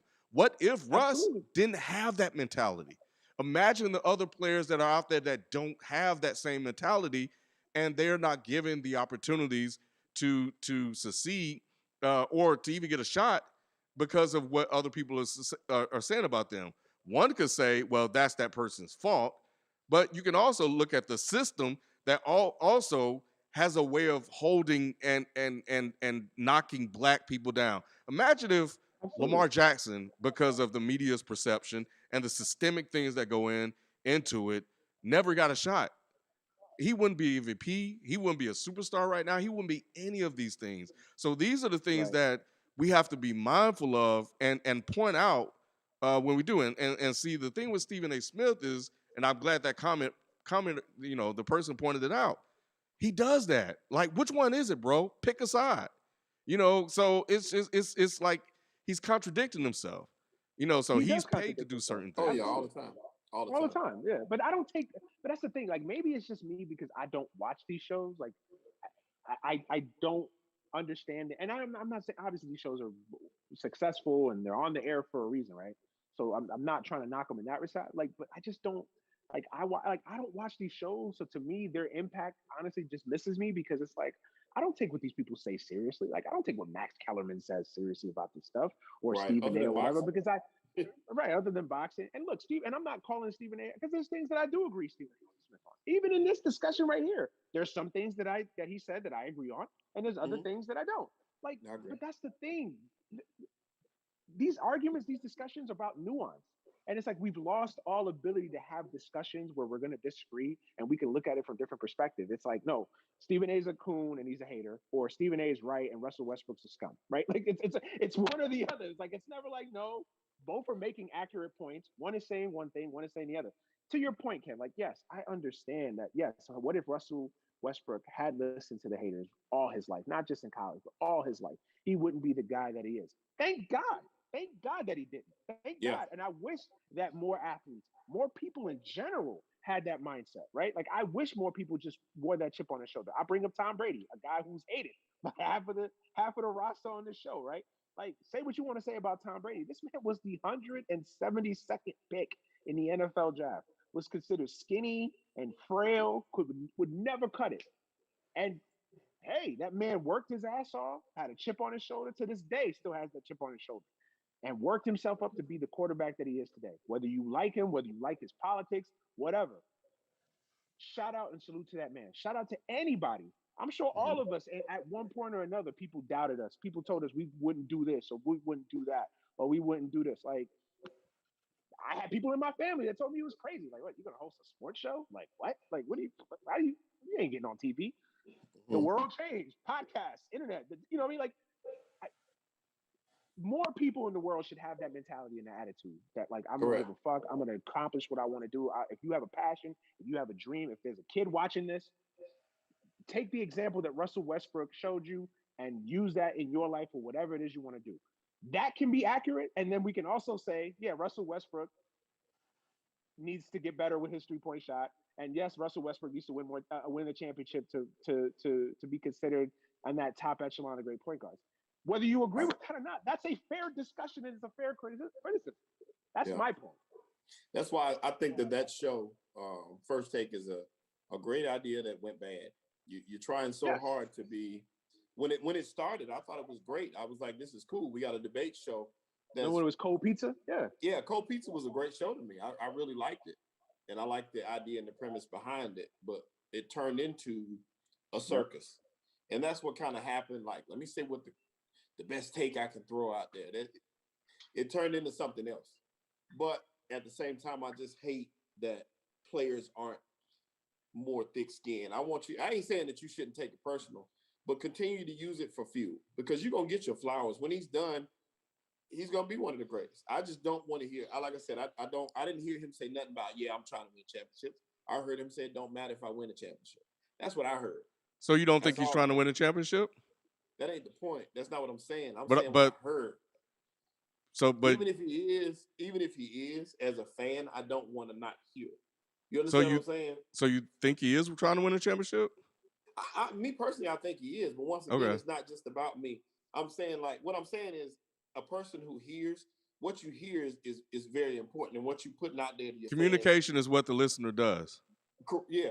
So that part is what was missing for me as a person. I didn't like the way that sounded. To me What personally, Sheldon is saying is like no Wizards fan right now wants to hear, Russell Westbrook say, you know what, if I don't win a championship, I'm good because at least I've won it. Like, yeah, that's great for you, but nigga, I'm a Wizards. I don't want to hear that. Like, I want to hear you saying how the hell we gonna get better to win a championship. Like, that is fair. Those two things can exist in the same plane. Right. Even a Wizards fan who has no shot, absolutely no shot, other than in Nick's mind winning the 50 games. But even that fan who has no chance does not want to hear their best player or their second best player says, I might not, I ain't gonna win no chance. In your brain, you like, man, we gonna get there, and we gonna get there. Give me the wrestling speech. Make me feel good about what you're doing up there. Make me feel like you do, even though we know, like I said, I watched this man at UCLA. I saw him with this 100-mile-an-hour motor just go, go, go, go, go. And I've always appreciated him as a player. But I just didn't like the Kevin Durant-like response. I just didn't like it. We should get to that. Yeah, I would have preferred him just, cuss Stephen A out and keep on going. Don't give me the excuse like I won because I got this already. You know what I'm saying? Especially a person that works hard. Damian Lillard kind of said the same thing about championships too. He did. But that's a separate. But I'm just saying when we take these certain sentences and like we hear it a certain way or it becomes misconstrued, it's like this. We it's not them saying that they don't want to win one. It's just that there's certain things that they're not gonna do or they're gonna like. Damian Lillard literally said that there are things that are more important to me. He said I want to win one, loyalty, but loyalty, there are more things that are more important to me, and I'm not gonna sell myself out, right. to do that. And yeah, now I know what you're talking about with Damian Lillard. Like, and he's absolutely right, and I respect Russell. Like, I'm not. And Russ kind of said the same thing, just in a different way. He did, but again, two people can say the same things, and one will hear one person, and then the audience will hear one thing from one person one way, and they hear another person from another perspective from another way. Like, that's just how communication and life works, right? My thing is just like. Oh, go ahead. I'm sorry. No, I was just gonna say, like, Russell. I keep wanting to call him Russell Wilson. Russell Westbrook isn't wrong in what he's saying. And I'm not saying I even disagree with him. What I'm saying is you cannot be mad that there is going to be a segment of Wizards fans that are going to look at that and be like, what? Like, nigga, I'm a Wizards fan since 1970. Like, that's all cool and all that you Father Flanagan and you want to save the world and all that good stuff. That you made something of yourself, but nigga, how we going to win this championship? Like, how we going to, like, I want to hear that. And that's fine. Whether I agree with that or not, that is fine. Mm-hmm. Like, that's my thing. Like, two things can exist at the same time. Like, what Stephen A. Smith is accurate, and what Russell Westbrook's response is accurate too. Right. They could coexist in the same place. And he was answering questions that wasn't even asked. Like I said, Stephen A. didn't criticize this man on his raising his kids. He criticized him on playing basketball. So in this case, Stephen A. Like I said, the criticism to me was just a storyline that didn't have to be made. But he said that this guy was an awesome guy. In Stephen A.'s soliloquy of talk, he was talking about how great of a person Russell Wilson. He does that to build a person up, just to tear him down. Just to tear him down. Just to hide behind it. But like I said, the best response to me would have been no response. Keep doing what you're doing. Keep playing ball, and lay low. That's what you need to do. You just had an amazing game. Just keep playing. He had a triple double again tonight. Yeah. He does that, but you have KD that go at Rappaport. You have Damian Lillard that goes at Skip Bayless, who fucking calls in the show and actually goes on the show to debate Skip Bayless. Like, I think I'm at the point now where these athletes do need to fight back. Don't let these people continue to like. I'm not. I get you on the thick skin, but at the same time, you shouldn't have a license to just go on TV and just say whatever without a response. Like, but can't like you've been critical of Russ of Lamar Jackson on our show, right? Like you've been critical of it. mm-hmm. Like, what if Lamar Jackson wanted to come? Well, hey, we invite Lamar Jackson to want to come on Dead End Sports. Shit, I hope he is watching, right? But it's like, what if he came on here and debated you and said, "Yo, you full of shit. You this, and the other. Why are you talking about me?"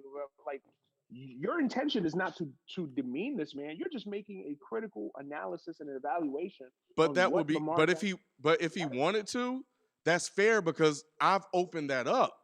So if he has something to say in retort to what I said, that's fine. Because if But I see, put it that's what out I'm there, he saying. has a right to respond. This wasn't. What is That's a that going great to point. accomplish? Russ's response was not a retort to what Stephen A. was saying. His response Right. was, "I'm this great man, so what you saying don't matter." That's what I took from it. I got what I needed out of this. I came. Look where I came from to be where I'm at. You shouldn't be. These people shouldn't be talking about us. The man wasn't talking about you. He was talking about your game. That's what he But should that be is a talking about. response, though. He said, "I don't care about championships." So he's like, "Okay, yeah, you may not care about all this other stuff, and you want to see a championship, but like I'm responding to that point." And then, of course, But he what is added the that? other stuff to it. But what does that accomplish though? Okay, I could sit here today, right? Like I remember when Shape of Water won Best Picture. Right? Follow me here for a second. Shape of Water won Best Picture at the Oscars. I thought it was a terrible movie. I didn't like it. I did not like that movie. Yeah, I don't like it either. It's a terrible movie. It won Best Picture. It's Right? overrated, I should say. Guillermo del Toro can listen to what I said on a podcast one day and decide he wants to debate me. Here's why you're an idiot. You don't know what you're talking about. You've never been a filmmaker. This is why this movie is a technical masterpiece. That's not going to change my opinion on it. Like, oh, okay, well, I respect your opinion. And yay, great. You think it's great. It won. Like, whatever. I'm still going to feel how I feel. Just like if Lamar Jackson decided to come on Dead End Sports and debate you and think and say, "Ken, you're wrong. This is why I'm this, and this is why I need to get. This is why I'm already great." And yeah, blah blah blah. Like, is that going to change how you view Lamar Jackson? No, you're still going to have the next game against Denver, and Lamar Jackson does the things that you criticize him for. You're still going to have these same opinions about Yeah. Lamar Jackson's game that you would have had otherwise.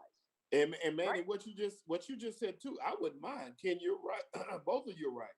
I would love for these athletes to sit down and debate with these guys. What you said was if he came on the show and debated. Now, if Russ had went on that show and confronted Stephen A. Smith and defended himself, hey, that's great. That's great TV. That's what I want to see. I want you to go tell him why he's wrong about his opinion of you. That makes sense to me. That does. But to tell me, like I said, to say what you're saying about me and why I hadn't won and why I haven't won a championship doesn't matter to me because I've already won. I've already made my money. I've already done this. That just ain't the right response for me. But he has, though. Like he's overcome a lot. Those are victories in life that Russell Westbrook should be proud of. But yeah, that's what we're talking about, Ken. I 100% agree with you, Ken. But that's not for me. That wasn't the response that I wanted from him. I would have rather somebody stood up and said that for him than him saying it for himself. Because to me, you're saying I've already won. There's no need for me to even really compete as hard because I already got what I came in for. He didn't say not compete as hard. He didn't know. I'm saying that's how certain fans will take that. I mean, like I said, from a fan's perspective, and I understand. Not every athlete is in it for the love of the game. They're not. Not every athlete. Just like, and I was going to say this. I was going to ask y'all this earlier when we talked about the owners. Not everybody is about winning championships. They're not. No. You were talking about this earlier, Manny, when we talked about the owners. Some owners, they're not even sports fans. Some owners, the majority of them aren't. Correct. These guys are looking at sheets that tells them a breakdown of pluses and minuses. That's what they're looking at. They don't care about who's winning the championship. They don't care about who their best player is. All they want to see is that bottom line in green. That right there is what a lot of sports are about. But if you're talking about being if you're talking about being a perennial champion, that stuff is important. I don't think any of the greats we talk about have ever said that's not important to me. And the dream team Nobody on that dream team, I guarantee you, would have ever said whether I win a championship or not. It doesn't matter. Would you Chuck agree? said it, but Chuck said it after his After playing the career fact, was over. But and to that's a go back lot. to your Because I but to go think back Chuck. to your Oh, go ahead. go ahead, my bad. No, I was just gonna say I think Chuck think about that every night. You know he do with Shaq be getting on him. That's got to. Absolutely. He know it matter. It matter. And look, I get what you're saying. No one is questioning that Russell Westbrook has won at life. He's got a beautiful family, beautiful wife. He's got a 200, 300 million probably in the bank. His kids are set for the rest of their lives. No one is critiquing that. Like, I'll use you as an example again. You are a black man, grew up in the South, build a podcast network out of nothing. Out of nothing, a media network out of nothing, and it continues to grow and be successful, and you employ predominantly black and brown people. Someone will listen to your review of Godzilla versus Kong this weekend on Frames Per Second and not like what you have to say and say Ken doesn't know what the hell he's talking about. I'm going to leave a negative review on Apple Podcasts. That still doesn't invalidate everything that you accomplished. That doesn't invalidate everything that you will accomplish or that I've accomplished or Shelton or whoever is a part of this network will accomplish. It's just an opinion. Whether you agree, you don't agree, it is what it is. Like, these athletes need to learn, like, yo, and that's the other thing. You're not going to win. You're not going to change anybody's mind. You know how you win that Mhm. argument? You know how Russell Westbrook On the court. wins on the court, winning championships. That's how he Mhm. wins it. And No, continuing to he play he at a wouldn't win. high He would level. winning the championship maybe, but on the court he wouldn't win. Like he does great things on the court, and it's still never enough. And Yeah. I guess the reason why I rock with Westbrook is because since day one, when people say shit about me, I'll be in the comments talking back. You know,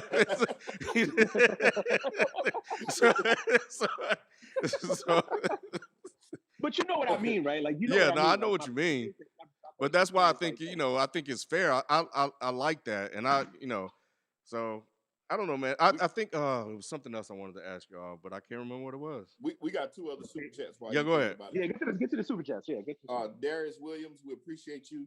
He says, so that's why Stephen A. Smith has that whole thing about LeBron James. He's a great man, a great father, a great actor, Yep, stuff like this. yep. Mm-hmm. It's a shield for criticisms because whenever and that's all Stephen A. did. It's just be like I've talked nothing said nothing but great things about Westbrook, which he has. Mm-hmm. And then there's one thing, Westbrook get upset, which they did, but at the same time, Stephen A. like, and Stephen A. says it all the time, you know, bring it on. He don't run from it. He's like, look, I say it, and if you got something to say, then I welcome it. It's fair. Come on. He's cool with it. Right. Yeah. And you So have to be that way. that's Yeah, yeah, the you have he, to be that way. that's the yep, one thing I respect about him is the fact that he's always ready for somebody to challenge what he says And and Skip Bayless too. Skip Bayless, yeah. to his yeah, credit. yeah, yeah, No Yeah, yeah. shade from him. like I said, I don't agree with most of what they say, but some of it I do, and the fact that they're willing to defend whatever they say, I have to respect. Yeah, and I Yeah. think I guess we'll get ready to close out. And I think, oh yeah, it was about what you were saying, Manny, is that there's the Mannys, the Sheltons of the world that don't listen to what they say or influenced by what they say because you guys are free thinkers. Same as I like because I disagree with a lot of stuff they say, but there are a lot of sheep in the world, and Yeah. these people are the ones that they're impacting and affecting, and that's where it kind of annoys me because you guys are shaping and creating this idea about this person, and then as soon as they respond, then you go and create another idea about this person, and then the person just can't win.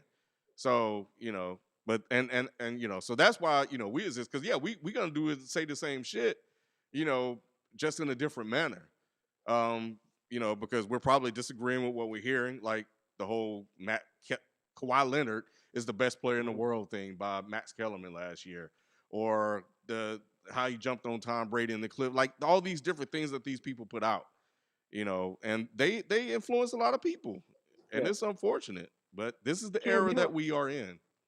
the other aspect of this too. I'm a big believer in this. Like, ain't nothing changed, man. It's just technology is just advanced it to a wider audience, man. Like, you don't Hmm. think Like in the '80s, players were getting criticized too. Like they Talk called the NBA radio. Yep. the Coke League. Like remember Magic when he had a terrible finals, or he struggled in some big moments in the '84 finals. They called him Tragic Johnson instead of Magic Johnson.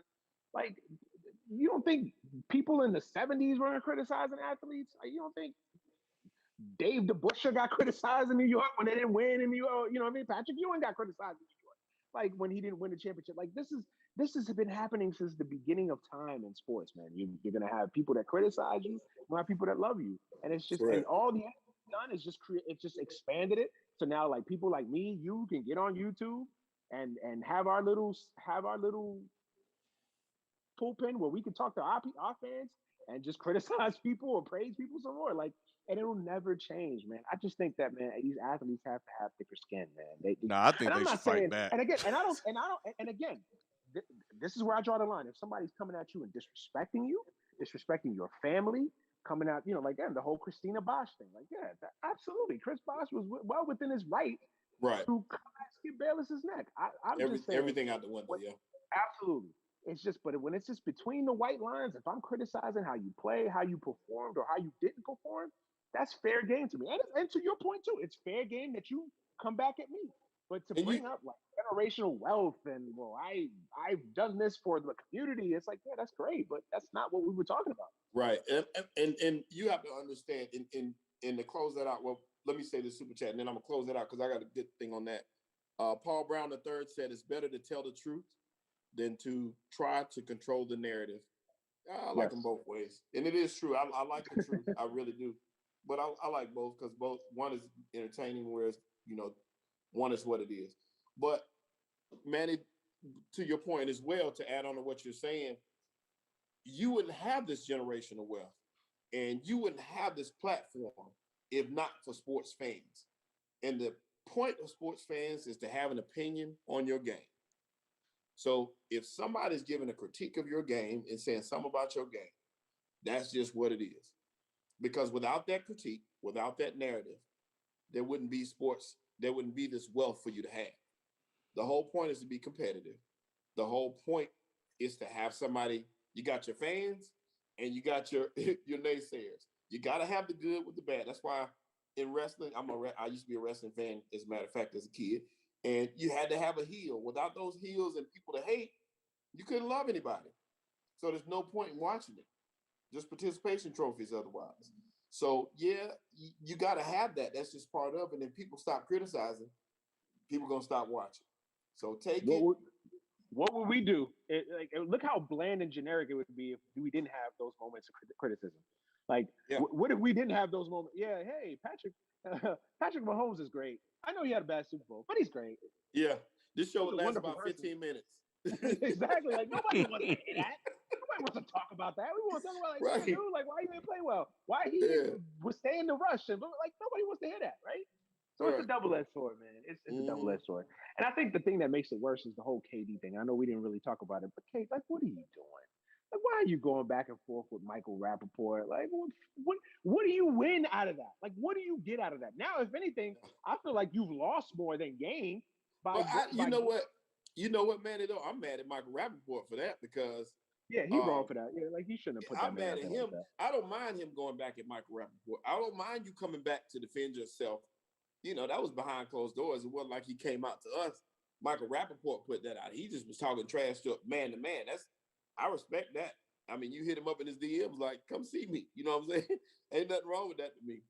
And I don't mind the passion, but once again, but it's KD, and we've seen these instances with KD. Like KD got like 16 burner accounts. So this is he can't be trusted. Like KD does this to KD will get on here and debate me on Twitter about some dumb shit that I said about his game. Like, why? Like again, this is like why you like again. I bring up and I know it's cliche to bring up. Well, Mike would have never done it, but can you imagine Mike getting on Twitter and like critiquing a fan that actually I think I don't know, man. He might. Yeah, Mike would do Mike that. was wired different. Mike would do it, but Mike was wired in the sense that, you know what? Oh, you want to talk about me? All right, here's 55. Game 4. Yeah, Kobe wouldn't. Kobe was like, I think he said he's been above the fray. Yeah, he's like Exactly. he don't care about that And Yeah, shit. more athletes should be above the fray when it comes to this stuff, not the Yeah, yeah, disrespect, I not don't the. know. I'm just saying this stuff. yeah. Most of those guys would punish the people on the court. I don't mind responses as long as it's like like I said, if it's within context. If you say something about me and I text you back about it personally, and I'm okay with that. If that's what you're going to use as fuel, then use it. Mhm. But once again, don't gloss it over to everybody else like it's just, oh, it's nothing. But this is how I feel, and your feelings are hurt. Nah, come on, man. Yeah, that man criticized you, and that's what it Or is. bring up something totally irrelevant to the conversation. Like, oh Right, well, right. racial- like, what? I don't think Mm-hmm. Stephen A. Smith was talking about that. But okay. Because I appreciate it. Like, once again, I'm happy for him. I'm happy I'm happy he can take care of his kids, and all that stuff. Any black man that's successful, or any man for that matter, Absolutely. that's a win. But I don't Yep. want to talk about that win right now. Right now, I want to talk about the 3-point percentage. Let's make some shots. Tigolo Kane just sent a super chat saying Westbrook got a triple double tonight, and they lost by 30 to Detroit. So That's a bad. I mean, That and once Wizards again, team is horrible. yeah, in all fairness, that's a horrible team. No Bradley Beal either. So it Yep. is what it is. But I still don't want him to. I don't want him to tell me it's horrible. I don't want to hear him say that. LeBron did it. LeBron said he has some bad teams.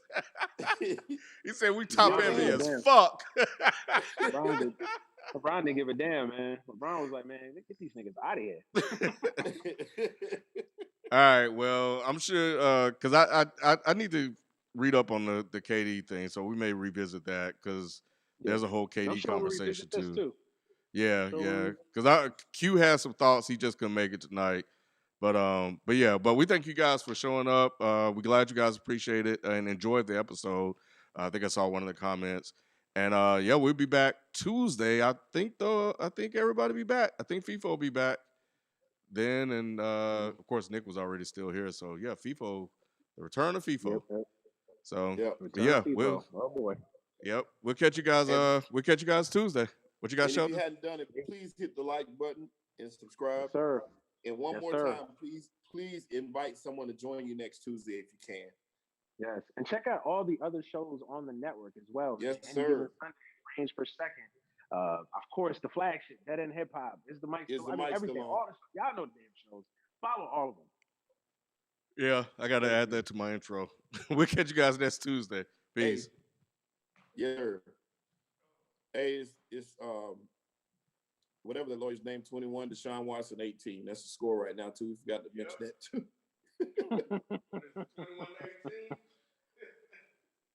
21 to 18. Wow. Appreciate you, Julia. Yeah, appreciate all the super chats, man.